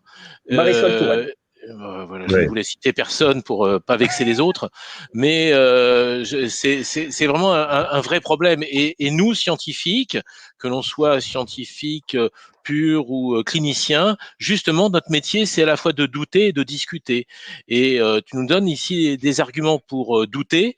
Le problème, c'est que on n'aura jamais aucun argument de certitude, comme tu viens de nous le dire, et c'est vraiment très dérangeant. Olivier, tu avais peut-être un commentaire sur cette présentation. Ton micro, s'il te plaît, Olivier. Oui, il est en route. Vous m'entendez? Oui, très bien. Très bien. Oui, voilà. Bien, je trouve que cette présentation, elle est tout à fait remarquable. Elle nous montre bien la très importante sous-déclaration des effets secondaires et qui est probablement encore beaucoup plus importante en matière de vaccins. Je pense que là, on atteint un problème qui malheureusement n'est plus un problème scientifique, mais un problème quasiment de dogme religieux. Il existe une forme de religion vaccinale, et je pense que c'est pas une bonne chose pour la vaccination de refuser sa contestation, de refuser ses effets secondaires. On voit bien un petit peu qu'en Allemagne, il y a beaucoup plus d'effets secondaires qu'en France, et que les vaccins, c'est un peu l'inverse du nuage de Tchernobyl. Quand ils passent la frontière allemande, ils deviennent dangereux, alors qu'en France, ils ne le sont absolument pas. Bon, je pense que là, on n'avancera pas avec des éléments comme ça. L'autre point qui m'a marqué, c'est le fait qu'on ait vacciné les groupes contrôle. Ça me fait penser à l'étude de Gilles Serralini, où il avait démontré que les OGM étaient cancérigènes pour les rats, alors que les études officielles donnaient déjà des OGM au groupe contrôle. Donc, il y a une manière de neutraliser, et je pense pas qu'on avancera beaucoup là-dessus, ce qui fait qu'on a une réalité aujourd'hui. Et si on rajoute, si on cumule la première et la deuxième présentation, on se rend compte que la surmortalité, finalement, elle est très faible. Par contre, la mortalité vaccinale risque d'être très importante. On peut se poser la question de savoir si un jour on n'aura pas eu plus de morts de vaccins que de la maladie elle-même. Ça, c'est quelque chose que l'on n'a pas. C'est une question qui serait importante de pouvoir poser. Mais malheureusement, il n'y a pas assez d'éléments aujourd'hui. Donc, tout ça, ça nous permet de relativiser et de se dire qu'on ne verra pas la réalité des choses avec ce mode de calcul. Oui, merci Olivier. Philippe, tu avais quelques questions et Louis voulait intervenir. J'ai juste une petite question à Surya. Oui, est-ce que justement les décès sont quelque chose de particulier dans les effets secondaires? Est-ce qu'ils bénéficient d'une autre méthode d'imputabilité, de calcul, etc.? Pas du tout. Donc, comme tu reçois une dose de Pfizer, je sais pas. Alors, il y a eu un décès 2 heures après la vaccination, au début de la campagne de vaccination dans un EHPAD. C'est documenté dans un rapport de l'ANSM. Un décès, c'est irréversible et structurellement, la méthode d'imputabilité, quand tu as un effet irréversible, a priori un décès, on n'a pas encore trouvé le moyen de ressusciter les gens pour faire un rechallenge et leur remettre une deuxième dose pour voir s'ils mourraient à nouveau. Eh bien, en gros, tu reçois une imputabilité douteuse, c'est-à-dire parmi le plus bas grade d'imputabilité en application de la méthode. Oui, Louis rigole. Oui, mais et malheureusement, j'ai une quantité d'anecdotes. J'ai énormément de documentation sur ce qui s'est passé en interne de la pharmacovigilance pendant la campagne de vaccination contre l'hépatite B. Soit on se tape la tête contre les murs, soit on éclate de rire tellement c'est consternant. Oui, de toute façon, quand tu meurs 2 heures après un vaccin. Sur l'hépatite B, parce que vous savez tous que j'ai soigné énormément de sclérose en plaques, j'en ai presque soigné 1000, et effectivement, alors que c'est quelque chose qui est complètement nié, non pas par les tribunaux, puisque les tribunaux ont indemnisé pas mal de patients. J'ai des patients qui ont été indemnisés abondamment toute leur vie avec une pension, mais ils ont dû signer un papier disant que ils ne devaient pas dire publiquement que c'était à cause du vaccin hépatite B qu'ils avaient été indemnisés. Et moi, quand je vois arriver quelqu'un qui a une sclérose en plaques, je sais que s'il y a une vaccination hépatite B dans les 2 années, la sclérose en plaques va être beaucoup plus grave et que c'est un facteur déclenchant. Donc la pratique montre effectivement que c'est pas du tout ça. Philippe ? Oui, alors il y avait une question de Brigitte pour Surya. Donc, est-ce que l'analyse de l'imputabilité est-elle un filtre avant la remontée dans la base européenne? Et puis une question à Pierre Chaillot, s'il pouvait faire la même étude de corrélation et de coïncidence entre les décès et la vaccination. Alors, Isabelle nous parle de la pharmacovigilance et elle s'est un petit peu renseignée. Elle n'a rien trouvé comme pharmacovigilance à déclarer, si ce n'est surtout les problèmes de thrombose. Et ça tombe très bien comme question parce que on sait que certains de ces vaccins donnent des problèmes de thrombose. Et nous, à La Réunion, enfin, tous les vols sans escale, ça existe, c'est des vols de 10 heures. Donc, il y a une étude qui va pouvoir être faite très facilement, c'est le nombre de phlémites et donc d'embolies pulmonaires dans ces vols non courriers de plus de 4 heures. Et à l'évidence, et même Monsieur le ministre Véran l'a dit, même si on a beaucoup moins de risque de thrombose dans un avion que par le vaccin que dans un avion, ces risques se surajoutent. Donc, il a dit clairement que finalement, quelqu'un qui est vacciné augmentera ce risque de faire une phlébite et donc d'embolie pulmonaire pour peu qu'ils soient un peu tabagiques ou qu'ils prennent la pilule. Et ça serait très intéressant de demander au SAMU référent de métropole qui gère les essais dans les avions, et pour ne pas me tromper, je crois que c'est celui de Bordeaux, pour voir un peu le nombre de phlébites qu'il va y avoir chez les personnes vaccinées, à tel point qu'il semblerait que certaines compagnies aériennes commencent à hésiter à prendre des personnes vaccinées comme voyageurs parce que ça augmenterait les risques. Voilà, donc c'est très intéressant comme question parce que nous, on est évidemment concernés quand on est très loin et c'est peut-être une idée à explorer. Et pour terminer, en tant que régulateur du centre 15, à chaque fois qu'on régule, on voit des effets indésirables, alors qu'ils ne sont pas forcément mortels dans un centre de régulation, au moins pour les régulateurs des médecins libéraux, donc des niveaux 3 ou 4, mais on voit, et j'en ai encore vu aujourd'hui, des effets, manifestement des effets indésirables à J+1 par exemple, ou J+2, sur des douleurs, des véritables douleurs, des purpura, c'est-à-dire des réactions cutanées inhabituelles chez des personnes sans facteur de risque. Et je crois qu'il va falloir transformer ces véritables centres 15 en des centres de veille sanitaire et non pas simplement des centres d'urgence. Ils ont un véritable rôle de santé publique à jouer et je crois qu'il y a tout un travail à faire avec eux. C'était d'ailleurs ton sujet la dernière fois. Surya, tu veux répondre ? Oui, juste une petite chose à rajouter. J'ai montré pendant la presse que pour le purpura, manifestement sur un cas, la causalité est établie. Tout le monde a parlé des thromboses. Manifestement, tout le monde est passé à côté du truc énorme, à savoir que le vrai problème, en fait, ce sont les démyélinisations. Avec le vaccin AstraZeneca. Alors déjà, dès le début de la vaccination avec Pfizer aux États-Unis, il y a eu des ADEME. J'ai vu passer des messages avec des gens qui ont été adressés par des neurologues pour IRM parce que suspicion de CEP et myélite transverse. Avec le vaccin AstraZeneca, dans l'essai anglais, il y a déjà un investigateur qui a imputé une myélite transverse. Donc l'investigateur, il a dit c'est le vaccin. Et dans l'essai américain qui n'est pas dans le dossier, mais ils ont reçu les données, il y a un investigateur qui a imputé une polyradiculonévrite inflammatoire démyélinisante chronique. Et il y a des Guillain-Barré qui tombent. Il y a des notifications de Guillain-Barré qui tombent aussi. Alors les Guillain-Barré sont d'Eric Clapton, non, c'est ça ? Oui. Pas que. En France, je crois qu'il y a déjà plus d'une dizaine de notifs de Guillain-Barré, rien que pour AstraZeneca. Donc, compte tenu de la sous-notification, etc., ça commence à être significatif. Oui, dans le dernier rapport de la NSM, je crois que c'est 11 ou 12 Guillain-Barré en 15 jours. Par rapport, je crois, justement à l'Ingérix, vaccin d'hépatite B qui en donne quelquefois, je crois que c'est 2 par an. Et là, c'est 12 en 2 semaines. Enfin, et donc, les effets secondaires, effectivement, c'est pas seulement des thromboses. Pierre, tu as été...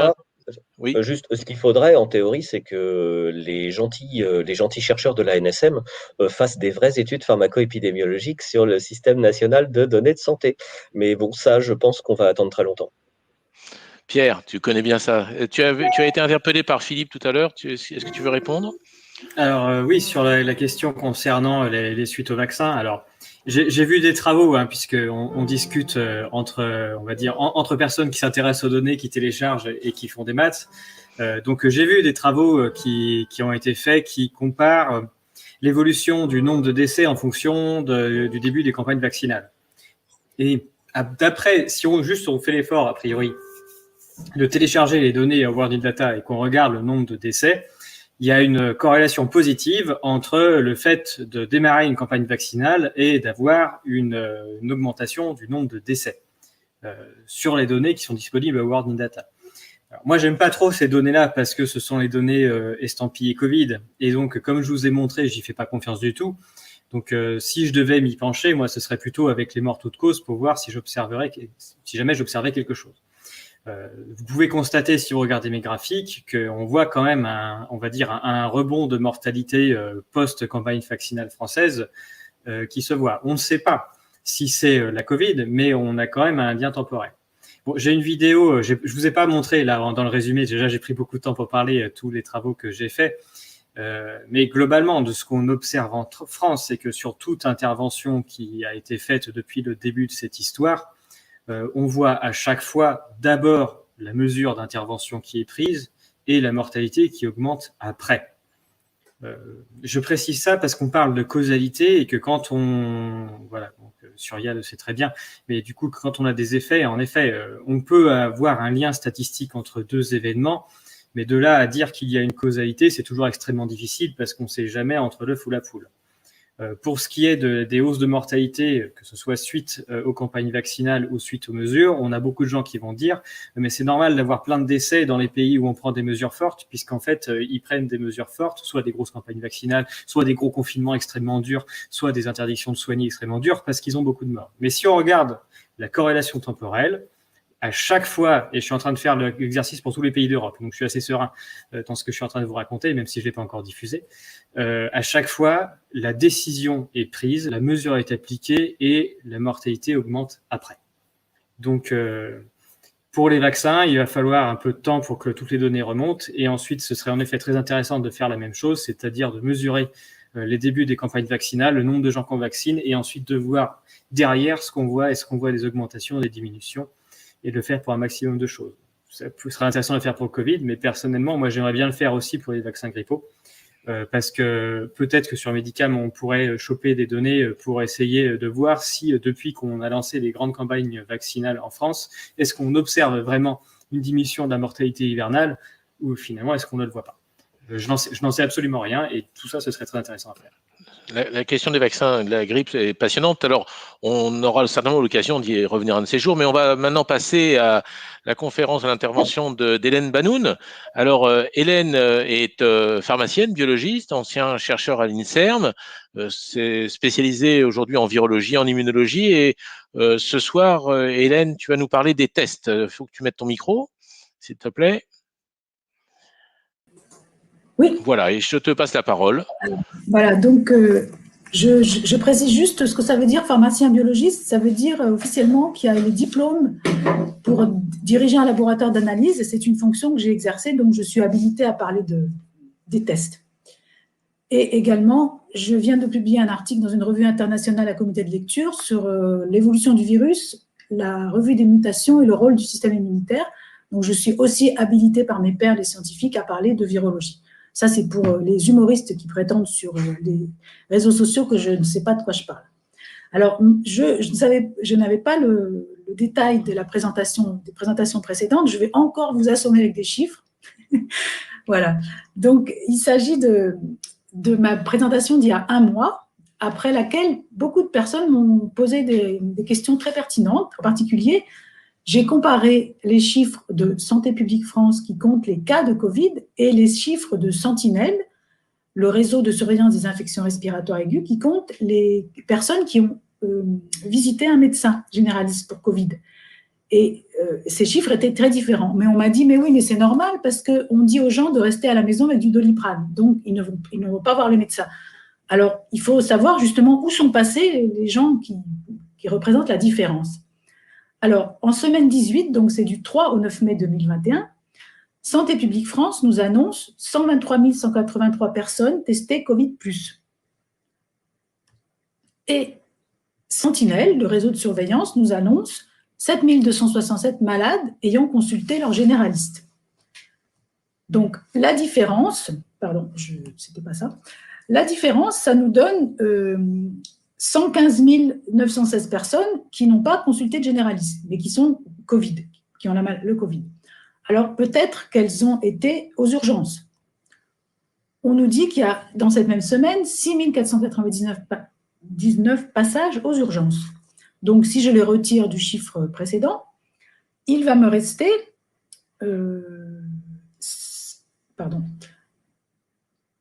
109 417 personnes qui ne sont pas allées voir leur généraliste et qui ne sont pas allées aux urgences. Alors peut-être qu'elles ont appelé un médecin, SOS médecin. Donc il y a à peu près 600 actes SOS médecin dans cette semaine, d'après Géode. Bon, il faut le recalculer, mais c'est à peu près ça.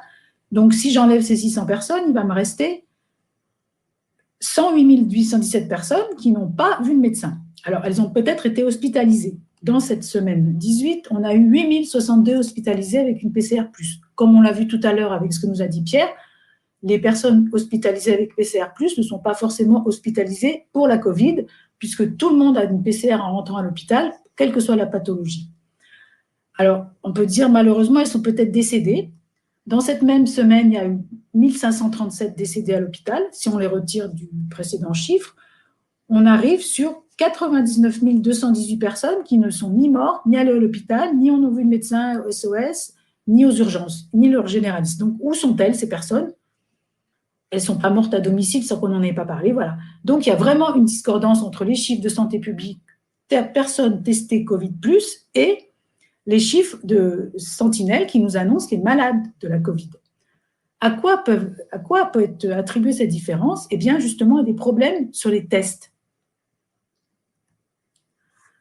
Et je vais essayer de vous expliquer alors rapidement pourquoi les tests PCR et les tests antigéniques ne sont pas adaptés à la surveillance d'une épidémie, pour des raisons de sensibilité, de spécificité, de faux positifs et aussi de faux négatifs. Je dirais 2 mots des PCR salivaires et des tests antigéniques. Alors, pourquoi ils ne sont pas adaptés? Parce qu'en fait, les tests PCR ont été conçus pour aider au diagnostic des médecins devant une pathologie, pour attribuer cette pathologie à un agent pathogène ou pas, et pas pour faire des études de santé publique.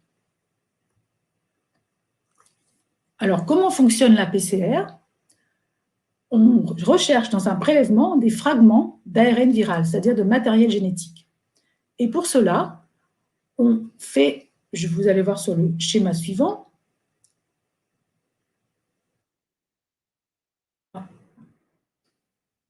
voilà. On recherche donc l'ARN viral et on utilise des amorces d'ADN complémentaires qui sont indiquées en vert. Et lorsque l'ADN complémentaire se fixe sur le petit morceau d'ARN viral, on synthétise une partie plus longue d'ADN complémentaire avec une reverse transcriptase, donc est dans le réactif. On obtient donc, voilà, avec des nucléotides qui sont dans le réactif. Pardon, je manipule mal l'interaction. Donc, on forme un fragment d'ADN complémentaire, mais on ne le voit pas parce qu'il est très petit. Et il faut donc l'amplifier pour le voir avec un système de fluorescence. On les amplifie et c'est ça qu'on appelle donc la polymérase chaîne-réaction. Et donc, à chaque cycle d'amplification, ce que vous avez déterminé par le CT, on vous donne les CT des PCR, on multiplie par 2 la quantité à chaque cycle. Et on sait que vous avez entendu parler du chiffre de 40 cycles qui est utilisé en France. Pour vous donner une idée de ce que ça donne, je vous rappelle la légende de Sissa, qui est l'inventeur du jeu d'échecs, et qui, en échange de son jeu d'échecs, avait demandé au roi de lui donner la quantité de grains de riz telle qu'en déposant 1 grain de riz sur la première case de l'échiquier, en déposant 2 sur la deuxième, 4 sur la troisième, 8 et ainsi de suite, donc en multipliant par 2 à chaque fois, le roi avait bien rigolé, il lui dit « mais bien sûr, je te donne ça », sauf que c'est impossible, parce qu'arrivé sur la 64e case, on a une telle quantité de riz qu'il n'est impossible de produire, même dans toute l'histoire de l'humanité, on n'a jamais produit autant de riz. Alors, pour les PCR, on ne va pas jusqu'à 64, on va jusqu'à 40, et ça nous donne, pour 10 cycles, on multiplie par 1000 le nombre d'ADN complémentaires, pour 20 par 1 million, pour 28, vous allez voir pourquoi je garde ce chiffre, par 270 millions, et etc., 30, je ne sais même plus comment ça se dit, voilà, et 40, c'est encore pire, je crois que c'est 1000 milliards. Voilà. Donc, en fait, si on trouve une toute petite quantité de matériel du virus dans le prélèvement, on va forcément l'amplifier de 1 milliard de fois, et ça ne veut plus rien dire, en fait. Donc, c'est ce qui pourrait expliquer les divergences. Donc, le Lancet nous confirme bien qu'on peut avoir des faux positifs, pas seulement par des problèmes de quantification, mais aussi par contamination des échantillons, lorsqu'on fait beaucoup de PCR dans un laboratoire. Et aussi, il y a une étude de scientifiques qui sont indépendants, qui ont montré que spécifiquement la PCR spécialisée pour la Covid avait des failles méthodologiques et moléculaires qui ont des conséquences majeures sur ce taux de faux positifs. Et il y a aussi des problèmes de spécificité, c'est-à-dire est-ce que les PCR spécifiques vont bien rechercher uniquement le virus de la Covid et pas d'autres coronavirus. Et il faut savoir que les tests ne sont pas évalués pour la spécificité, ils sont simplement étalonnés par le Centre national de référence. Donc, il peut aussi y avoir des problèmes de spécificité. C'est théoriquement possible. Alors, comment peut-on quantifier ces PCR? Eh bien, on peut approcher la quantité de virus infectieux qui est dans le prélèvement par la quantité de virus qu'on peut cultiver sur des cellules. C'est une approche. Ces cultures sur cellules ne peuvent être faites que dans des laboratoires de recherche. Donc, c'est impossible dans des laboratoires de ville qui réalisent les PCR quotidiennement. Et de plus, c'est non disponible pour certains tests, puisque les automates ne permettent pas de donner le nombre de cycles. Ils répondent positif ou négatif. Alors, quel est ce nombre de cycles recommandé pour donner une PCR positive, pour rendre une PCR positive? Eh bien, il y a un article récemment sorti dans le New England Journal of Medicine qui nous explique que au-dessus de 28 cycles, on n'a quasiment plus de virus viable. Ici, vous avez le chiffre de 28. Et il nous explique aussi qu'après 12 jours d'apparition des symptômes, c'est quasiment impossible de trouver du virus cultivable. Donc, les personnes ne seraient pas infectieuses. Donc, au-dessus de 28 et après 12 jours de symptômes, il n'y a quasiment plus de virus infectieux. Et malgré cela, la HAS, la Haute Autorité de Santé, recommande de conserver un CT d'un maximum de 40 cycles d'amplification pour les PCR. Donc, vous avez vu que c'est beaucoup. La différence entre 28 cycles et 40 cycles, ça donne vraiment des énormes différences. Ça pourrait donc expliquer ceci, les différences entre les chiffres dont je vous ai parlé au départ. Je voudrais aussi vous dire 2 mots des tests salivaires, parce que bizarrement, en France, on n'autorise pas les tests salivaires pour les PCR, alors que c'est très utilisé dans les pays étrangers. Et pourtant, ils sont très sensibles, malgré la communication officielle en France. Puisque, par exemple, un exemple parmi tant d'autres, aux États-Unis, l'Université de Colorado à Boulder utilise les tests salivaires pour le screening, le dépistage des étudiants. Et il y a aussi des courbes d'étalonnage qui montrent la sensibilité, l'étalonnage, et ils arrivent à retrouver jusqu'à 5 virions par microlitre de prélèvement. Donc, c'est très, très sensible. L'Université Rockefeller, elle, utilise ces tests pour dépister son personnel. Donc, pourquoi on peut dire que ce n'est pas assez sensible? Et je vais vous dire 2 mots aussi des tests antigéniques qui sont aussi utilisés maintenant. Il y a beaucoup de doutes sur leur fiabilité. Ils pourraient être utilisés théoriquement pour les études de santé publique car ils sont moins sensibles que les PCR. Les PCR, nous avons vu, ils sont trop sensibles pour les études de santé publique. Les tests antigéniques auraient cette sensibilité adéquate, sauf qu'il y a beaucoup de faux positifs, à tel point que, alors je ne vous ai pas dit, oui, j'ai oublié de vous dire, ça détecte des fragments antigéniques du virus, des protéines, donc il n'y a pas d'amplification là. C'est pour ça qu'ils sont moins sensibles et donc plus adaptés à des études de santé publique. Mais il y a eu déjà deux événements où l'ANSM a retiré des tests en décembre 2020 et en avril 2021. Il y a déjà 2 tests qui ont été retirés parce qu'ils donnaient trop de faux positifs. Les CDC ont rappelé qu'on ne doit se fier à un test antigénique positif que si le patient est symptomatique. Et enfin, la collaboration Cochrane, qui regroupe des experts à peu près indépendants, nous explique que le taux de faux positifs peut aller jusqu'à 92% avec les tests antigéniques lorsque l'on teste une population où l'incidence est faible, comme dans les écoles par exemple. Et il faut savoir que ceci est valable pour tous les tests, pour les PCR aussi. Plus l'incidence d'une maladie est faible, plus le taux de faux positifs est élevé. Le 26 avril 2021, la HAS a recommandé les autotests ou les tests pratiqués par les enseignants ou les parents pour les enfants de la maternelle et jusqu'à l'université, et aussi dans les colonies de vacances, et au moins 1 fois par semaine. Donc, on ne sait pas quelle incidence va avoir l'introduction de ces tests antigéniques dans les statistiques, puisqu'il peut y avoir jusqu'à 92% de faux positifs. Et vous voyez sur ce panneau que il existe 497 tests différents Covid sur le marché. Donc, vous voyez, c'est un fouillis où il faut bien choisir le bon. Voilà. Donc, tout ça pour vous dire qu'il y a des restrictions qui sont inexpliquées de la part de la HAS. Pourquoi elle ne recommande pas les tests salivaires chez toute la population, mais seulement chez les jeunes enfants, puisqu'on a vu qu'ils étaient très sensibles. Parce que quand même, la PCR, ça a des dangers. L'Académie de médecine l'a rappelé dernièrement, c'est désagréable. Pourquoi la HAS interdit de pratiquer un test antigénique sur un prélèvement salivaire, même quand c'est marqué sur la notice? Alors, elle nous dit qu'ils ne sont pas assez efficaces. Mais sur quelles données? Puisqu'ils n'ont pas été évalués par le CNR. Le Centre national de référence n'a évalué que les tests PCR et pas les tests antigéniques. Et enfin, il y avait 3 études qui avaient été lancées sur les tests salivaires, Salicov, Samlikov et Covisal. Et semble-t-il, elles ont été enterrées parce que je n'ai pas trouvé de suite. Donc, en fait, on a autorisé des tests antigéniques sans les avoir évalués. Et on n'a pas fini l'évaluation des tests salivaires et on a dit qu'il ne fallait pas les étendre à la population totale. Voilà. Donc, ces tests antigéniques vont compliquer encore les statistiques, puisqu'ils sont intégrés maintenant dans les statistiques, après validation non terminée. Et la HAS voudrait intégrer les résultats des autotests, donc qui sont faits par les personnes elles-mêmes sans validation par un professionnel. Le conseil scientifique gouvernemental ne le souhaite pas pour l'instant. La validation n'est pas terminée non plus. Donc, tout ceci va rendre les statistiques ininterprétables.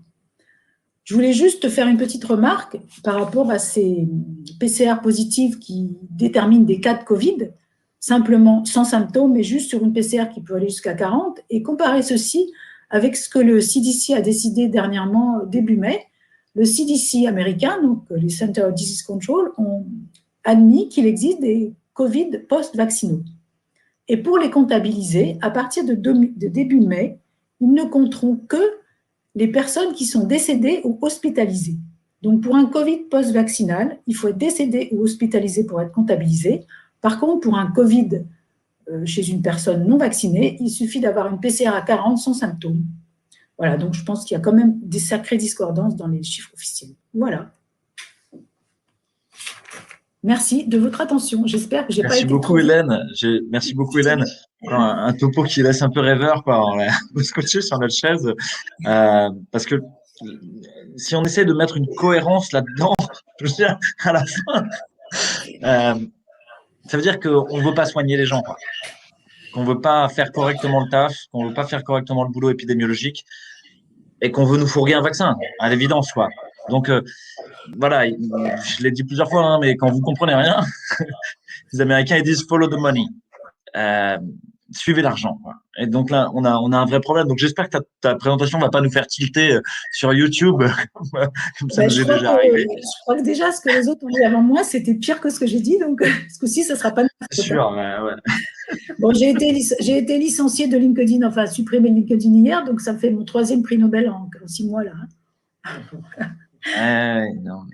Alors, merci beaucoup. Voilà, t'insistes bien sur le fait que finalement, on utilise des outils pour suivre l'épidémie et pour mettre en place des mesures sanitaires extrêmement contraignantes finalement, ou des mesures thérapeutiques insuffisamment étayées, qui sont pas du tout robustes, quoi. Que ce soit le compte des morts, que ce soit finalement l'évaluation des traitements eux-mêmes une fois qu'ils ont été mis en route, même de définir combien on a eu de malades. Ça, voilà, je crois qu'on l'a dit, redit et re-redit, mais je le redis à tous les téléspectateurs qui nous écoutent et tous les auditeurs. Un test positif, ça ne veut pas dire que vous avez le Covid. Le Covid, c'est la maladie inflammatoire induite par la présence de virus dans votre corps. Donc, un test positif, ça veut dire que vous avez du virus qui est là, ou des fragments viraux qui sont. Et pour le grand public, avoir un test positif, c'est quelque chose d'extrêmement, oh là là, ils sont contagieux, etc. En fait, vous n'en savez rien. C'est pas parce que vous avez un test positif que vous êtes contagieux, pas parce que vous avez un test positif que vous allez être malade. Parce qu'en fait, on prend les choses à l'envers, et tu l'as bien dit, c'est que la démarche médicale, c'est d'essayer d'établir une probabilité conditionnelle qui est P de A sachant B, quoi, pour ceux qui savent ce que ça veut dire. C'est-à-dire, quelle est la probabilité d'être malade, sachant que j'ai un test positif, sachant que j'ai des symptômes. Et ça commence par des symptômes. Et donc, si ça doit commencer par un test, vous prenez le truc à l'envers. Et ça veut plus dire grand-chose, en fait. Quelle est la probabilité d'être malade si j'ai un test positif? En fait, elle est extrêmement faible. quelle est la probabilité d'être malade si j'ai des symptômes, en fait, elle est déjà assez robuste. Et parfois, la probabilité, sachant les symptômes, même si j'ai un test négatif, va être tellement robuste qu'on va considérer que le patient, il est malade du Covid. Et on s'en fiche du résultat. Alors, à la fois, il y a une confusion dans le grand public, à la fois, il y a une confusion pour nos décideurs, à la fois, il y a une confusion, et y compris chez les médecins. Et aujourd'hui, à l'hôpital, on décide si quelqu'un est isolé ou non dans sa chambre, hein, c'est-à-dire est-ce que il est avec une aspiration d'air, on met le masque canard, tout ça, en fonction de ces tests eux-mêmes. Et on a une espèce de règle comme ça qui est, qui est au doigt mouillé, quoi, qui est à la louche. C'est-à-dire qu'on dit à 48 heures d'intervalle, si on a 2 tests à plus de 35 CT, nous on a la chance d'être à Marseille, déjà c'est pas 40, on a l'IHU, c'est à 35 CT. Si on a 2 tests à plus de 35 CT, c'est bon, on peut lever l'isolement.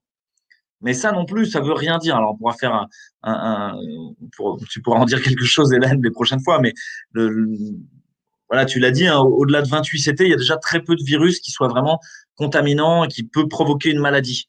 Et quand bien même vous auriez énormément de virus contaminants qui peuvent provoquer la maladie dans le corps, encore faut-il que vous arriviez à les cracher sur quelqu'un. Et finalement, ce qui reste, c'est quand est-ce que vous les crachez sur quelqu'un? Quand vous avez des symptômes. Donc, quand vous avez la chiasse ou quand vous avez le nez pris ou quand vous avez de la fièvre, là, vous êtes peut-être contaminant. Et finalement, la probabilité d'être contaminant, sachant que vous avez des symptômes, versus la probabilité d'être contaminant, sachant que vous avez un test positif, en fait, c'est le symptôme. On y revient, quoi. Donc, c'est la médecine de base. Hein. Voilà. En fait, on est passé dans un délire où on essaie à la fois de piloter cette épidémie, de la soigner sur des instruments de pilotage, comme si dans votre cockpit, tous les instruments étaient faux. Là, votre altimètre vous dit pas la bonne hauteur. Votre speedomètre vous dit pas la bonne vitesse. À la fin, vous voulez atterrir avec ça. Bonne chance, quoi. La seule chose que vous allez à faire, c'est exactement ce que disent les pilotes d'avion. C'est quand vous comprenez rien à vos instruments, gaz au milieu, nez sur l'horizon. Voilà. Et là, peut-être vous aurez une chance de vous en tirer. Et puis surtout, regardez à travers le cockpit et regardez le réel. Arrêtez de regarder les instruments. En fait, Louis, tu as fait tes études de médecine il y a un peu moins longtemps que moi, mais moi j'ai appris un truc, je pense que toi aussi et tous les médecins ici, Olivier aussi, Philippe, la biologie est là pour éclairer la clinique et surtout pas le contraire. Je dis souvent à mes patients, j'ai une phrase, c'est je ne soigne pas des analyses, je soigne des gens. Mais ça, c'est la médecine de base qu'on a tous appris. Et là, depuis 1 an et demi, on a l'impression qu'on est devenu fou et que la médecine se fait dans des éprouvettes sans examiner les patients. D'ailleurs, il ne faut pas les examiner, il faut qu'ils restent chez eux. Donc, la clinique ne sert plus à rien et on se guide avec de la biologie dont Hélène vient de nous montrer encore une fois quelle était la fiabilité, la sensibilité. Donc, c'est vraiment incroyable, mais surtout, c'est des médecins, des gens aussi qui ont fait les mêmes études que nous, qui nous incitent à faire ça. C'est juste délirant. Philippe, tu avais des questions, je crois? Je voudrais juste ajouter quelque chose parce qu'on va me demander pourquoi on va excréter du virus alors qu'on n'est pas malade, parce qu'on sait maintenant que pendant des semaines ou même des mois après la guérison, on peut encore excréter des petits morceaux de virus. Et là, dernièrement, vient d'être publié un article qui montre que l'ARN du virus peut s'intégrer dans notre génome. Donc, ça peut expliquer, c'est pas encore prouvé, mais ça peut expliquer qu'on fabrique des petits morceaux de virus beaucoup de semaines ou de mois après avoir été guéri. Voilà. Attention, cette étude, elle était sortie en préprint en fait sur des cultures cellulaires qui montraient que déjà on voyait sur des cultures cellulaires qu'il y avait une intégration en fait. Donc quand les gens nous disaient mais l'ARN ça peut pas s'intégrer, les gars, enfin voilà, Didier Raoult il le dit bien quoi. Ça fait 30 ans qu'on le sait quoi. Et quand on a commencé à dire le virus il peut s'intégrer chez les gens et pourquoi pas des fragments d'ARN qui viennent d'ailleurs, hein, qui seraient voilà. Les gens ont rigolé et dit c'est pas possible. Et quand l'article est sorti en préprint, ils ont dit non, mais de toute manière, c'est un préprint, ça veut rien dire. Maintenant, l'article final est sorti à la fois sur des cultures cellulaires et sur des génomes de patients dans PNAS, qui est un très très gros journal en fait de l'Académie de médecine, enfin de l'Académie scientifique américaine. Et donc voilà, c'est prouvé quoi. Et ça peut peut-être nous éclairer sur un sujet dont on parlera à un moment, qui sont les Covid longs. Alors pour le moment, c'est un gros fourre-tout, on ne sait pas ce que c'est, les symptômes c'est flou, personne ne sait vraiment bien définir ce que c'est. Mais si ça se trouve, il y a des gens qui ont des Covid longs, peut-être parce qu'ils ont intégré le virus dans leur génome et qui continuent d'en cracher des morceaux à répétition et au long cours. Si je peux me permettre. Une petite chose humoristique avant de vous redonner la parole. Pour cette histoire de la médecine qui se fait à l'envers, à partir d'outils diagnostiques plutôt qu'à partir de la clinique, voire même à partir de courbes ou de chiffres. de nombres et de modélisation mathématique. Chaque année, vous avez une petite réunion en fait à Chamonix, qui s'appelle le CHAM. C'est entre Petit Four et Champagne, en fait. Tout le monde trinque gentiment. Et puis, il y a le ministre de la Santé, le ministre de l'Économie, le ministre de la Transition numérique, et parfois le président même, qui viennent trinquer avec le président de BlackRock, le patron de Facebook, et puis quelques chefs de service parisiens de la Pitié-Salpêtrière ou autres, par exemple. Et le sous-titre de cette réunion, c'est « Inventing the Future of the Healthcare System ». Et c'est en anglais dans le texte, alors que ça se passe en France. C'est drôle et que c'est pour le système de santé français. Et le grand projet de cette chose-là, vous avez toutes les vidéos qui sont visibles en ligne, donc vous pouvez aller les regarder. Hein. On s'inspire de l'exemple chinois, on s'inspire de l'exemple allemand, etc. Parce qu'il faut être très international. C'est qu'il faut faire le grand virage numérique de la médecine. Et que petit à petit, il faut remplacer les soignants par des algorithmes et par des machines. Parce qu'au moins, eux ne font pas d'erreur. J'espère qu'on démontre ce soir que l'humain a encore toute sa place. Oui, on a même, en fait, quand on voit l'ensemble des trois présentations, on se rend compte qu'il y a une volonté assez délibérée d'utiliser des informations fausses pour créer des sortes de manipulations de psychose dans la population. Et là, ce soir, les piliers principaux de la conviction qu'ont les gens de la gravité, que ce soit la pharmacovigilance, les statistiques ou les tests PCR, volent tous en éclats. Donc, il y a vraiment une volonté délibérée de donner une information tronquée et fausse. Et tu vas être complotiste, Olivier, il faut pas tomber là-dedans, quoi. Non, mais et c'est vrai qu'il n'y a pas vraiment de ligne d'explication autre. C'est-à-dire, si on devait donner le poids statistique d'une hypothèse ou une autre, oui, non, il y a vraiment une volonté de ne pas soigner les gens, quoi, à l'évidence. Et quand on virage numérique, il y a l'émission qui est passée où effectivement, on a vu que la totalité des données numériques de vos cartes vitales ont été vendues à des entreprises privées. Vous avez vu ça récemment à la télévision. Avant de repasser la parole à Philippe, je voudrais juste rassurer nos internautes. Et Hélène et Louis me diront si j'ai pas faux, mais quand il s'agit d'avoir des morceaux de virus qui persistent plusieurs semaines, voire plusieurs mois, peut-être qu'ils sont même intégrés à notre génome, mais en tout cas qui persistent, ça donne des PCR qui sont faussement positifs, mais ce n'est pas un virus entier, c'est-à-dire c'est un virus qui n'est pas infectant et qui n'est pas contagieux. Est-ce que c'est bien de ça dont on parle, Hélène? Parce que sinon, ça voudrait dire qu'on reste contagieux pendant des mois.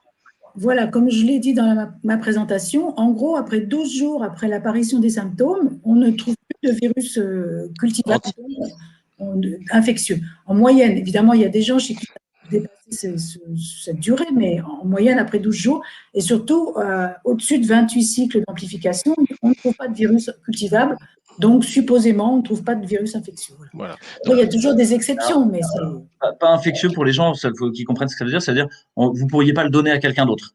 En revanche, est-ce que la multiplication de ces particules virales à l'intérieur de votre corps par votre machinerie cellulaire elle-même peut être à l'origine de symptômes, c'est-à-dire déclencher la réaction inflammatoire du corps liée à ça? Il y a des chances que ça puisse faire quelque chose quand même. Et nous, on voit en pratique clinique des gens qui ont plus de virus, qui éteignent leur réaction inflammatoire, et puis boum, hop, ça repart. Tiens, il y a un renouveau du virus. Et boum, il y a à nouveau une réaction inflammatoire. Ah mince. Donc, ouais, il y a sûrement quand même et là, j'ai pas la preuve, hein, si vous voulez, parce qu'on ne fait pas de génome à tous ces gens-là, hein, c'est clinique. Mais on se dit, mais probablement, c'est ceux-là qui l'ont intégré. Et la maladie, elle se pérennise, quoi. Voilà. Mais c'est important, Louis, que les gens comprennent que ce n'est plus une maladie infectieuse, il n'y a plus de virus entier, ils ne sont plus contagieux.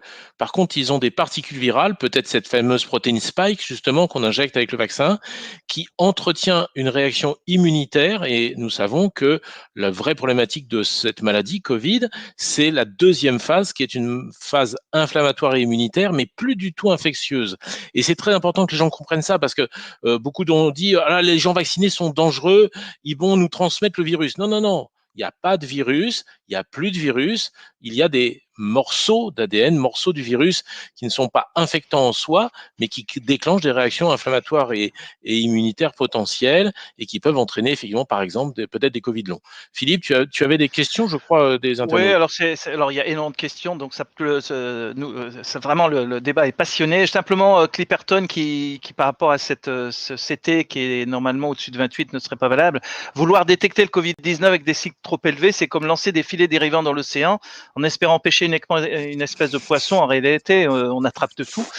Et Alexandra qui rajoute que l'ANSM confirme que les cas positifs ont été surestimés. C'est gentil, merci, au bout d'1 an et demi. Ces derniers mois, elle va donc remettre à jour les chiffres. Alors, quand on sait que toutes les mesures de confinement, de couvre-feu, etc., se sont basées justement sur les cas et non pas sur des malades, donc sur des cas positifs avec des CT, comme le prédit la HAS à 40, c'est vrai que ça fait un peu ricaner au bout d'1 an et demi. J'aurais juste une petite précision sur les statistiques, sur l'intervention de Louis. Je vais m'exprimer en tant que statisticien sur le sujet et je pense que vous avez bien percé tous le problème sur le fait que, à mon sens, on a une prise de pouvoir décisionnelle qui vient du côté justement de la statistique et du numérique qui veut décider à la place des gens.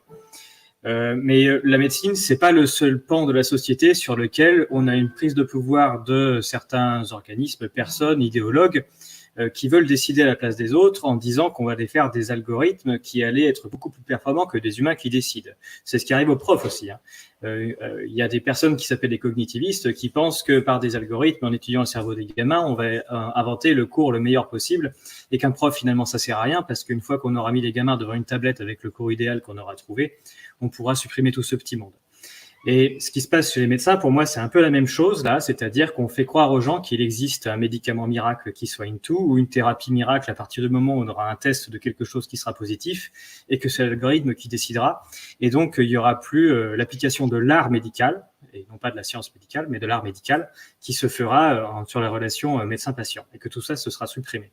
Et je pense qu'on a un vrai risque dans la société du fait qu'aujourd'hui, on a une certaine passivité des gens et qu'on on se laisse déresponsabiliser.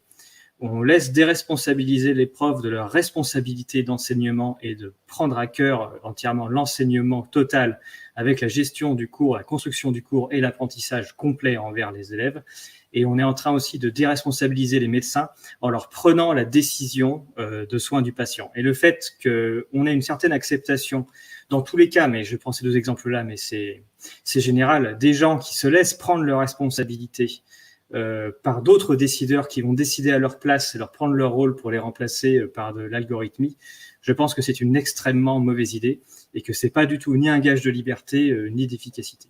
Et donc, c'est le statisticien qui vous le dit. Les statistiques n'ont rien à voir là-dedans et n'ont absolument pas à prendre le contrôle de la vie des gens et dans aucune manière. Merci Pierre de parler de ça. En fait, tu me lances sur un de mes sujets favoris, quoi, qui est l'anthropologie de la technique et la place et le virage transhumaniste techno-industriel numérique. J'en profite pour faire une petite publicité. J'ai aucune action, je vous rassure, mais j'adore Eric Sadin, en fait, qui est un auteur qui a écrit là-dessus. Je trouve que je les avais sur la table, là, parce que j'en discutais justement avec quelqu'un qui était avec nous ce soir. Donc, c'est La vie algorithmique. Et ça a été republié à l'Échappée il y a très peu de temps en poche. Donc, c'est moins cher et c'est joli. Et les éditions de l'Échappée, c'est une petite maison d'édition qui fait des choses d'ailleurs très anarchistes, très intéressantes, j'adore. Et donc, allez-y, lâchez-vous, parce que sur une critique du transhumanisme, là, c'est vraiment intéressant. Donc, vous allez avoir d'un côté Laurent Alexandre, Jacques Attali et Yoav Nouva Harari. Et puis, voilà, puis la médiocrité de leur pensée et de leur vision du monde, qui consiste à détruire l'humain, qui est un anti-humanisme radical. C'est comme ça que le dit Eric Sadin. Puis de l'autre côté, le retour à l'art, le retour à la beauté, le retour à l'humain, à une créativité infinie dont il est capable et de prendre soin les uns des autres. Donc, je vais juste mettre la parole au centre pour peut-être un mot ou une phrase de conclusion pour chacun, si vous voulez bien. On termine là.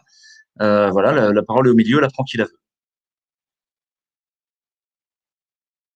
Bon, alors moi, c'est pas vraiment une conclusion, c'est juste une petite chose que je voudrais rajouter. C'est très trivial par rapport à ce que tu viens de dire, Louis, parce que je sais qu'on va me poser la question. Dans les pays étrangers, j'ai regardé, et en Allemagne, au Royaume-Uni et en Espagne, j'ai bien l'impression, et même c'est carrément noté, qu'on ne rend des PCR positives que si elles sont inférieures à 30. Voilà. Donc, il y a une différence de 10 et vous avez vu que ce n'est pas négligeable. Voilà. Excusez-moi, c'est un petit détail technique. Voilà. Ouais, moi je voudrais dire un petit mot sur ce qui se passe à La Réunion depuis hier, et Réunion comme les autres dom-tom, puisque normalement pour prendre l'avion on doit avoir des mesures impérieuses, c'est-à-dire le décès d'un proche ou un concours indispensable pour y aller. Donc les mesures impérieuses, à partir du 9 juin, c'est une note du ministère qui date d'hier, seront levées pour les personnes vaccinées. Donc évidemment ça pose un problème, c'est que ces mesures impérieuses, probablement, ça commence dans les dom-tom et bientôt ça sera chez vous, peut-être pour prendre le train pour se déplacer entre régions. Ces mesures impérieuses ne disparaîtront jamais et seules les personnes vaccinées pourront peut-être à terme, in fine, se déplacer entre les dom-tom et la métropole, mais aussi probablement entre régions françaises. Et l'étape suivante étant l'arrêt de la septaine. Quand on va en métropole, on doit faire une espèce de confinement pendant 7 jours. Et bien là aussi, il est prévu que les vaccinés n'aient pas à faire cette septaine. Et puis je conclurai avec une note d'un auditeur dont je vais anonymiser parce que c'est un petit peu embêtant. Alors j'en ai assez, ma femme est amoureuse de lui, donc mais il te remercie quand même. Mais attention parce que tu plais beaucoup, Louis, et certains hommes commencent à être jaloux. Marié, fidèle et heureux avec 3 enfants, j'ai une femme merveilleuse. Désolé.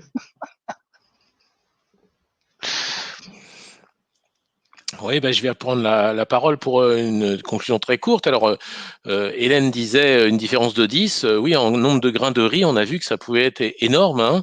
Et voilà, donc maintenant, nous, ce qu'on espère, c'est multiplier les pains ou multiplier les internautes et continuer à faire, à transmettre, j'ai envie de dire, la bonne parole, transmettre ces informations objectives, bienveillantes aussi, parce que, comme je le dis souvent, pour moi, la priorité, c'est d'enlever la peur.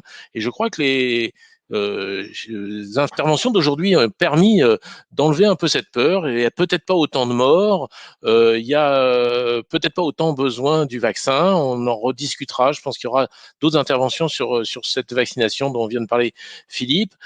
Pour moi, c'est une aberration scientifique, ce qui vient de décider pour les dom-tom, parce que en réalité, on laisse penser que les gens vaccinés ne sont pas transmetteurs. Or, justement, on le sait, le vaccin, c'est dans le dossier d'AMM des vaccins, les vaccins n'empêchent pas la transmission, la contagiosité. Et on sait aussi maintenant, de façon, tout le monde l'a constaté, qu'il y a beaucoup de gens vaccinés qui sont quand même malades. Peut-être le sont-ils moins, peut-être ils font une maladie moins grave, mais en tout cas, ils sont malades. Donc, ça veut dire qu'enlever la septaine aux vaccinés, c'est ouvrir la porte au virus dans toutes les îles, parce qu'on a compris que c'était dans tous les dom-tom, dans toutes les îles. Certaines îles sont Covid-free, on dit en ce moment. Et bien, laisser rentrer les vaccinés sans aucun contrôle me paraît même scientifiquement délirant, et je pense qu'on aura des mauvaises surprises. En tout cas, je vous donne rendez-vous jeudi prochain pour la suite des aventures, mais surtout, déconfinez-vous, sortez, allez respirer, vivez, soyez heureux et n'ayez plus peur. Merci.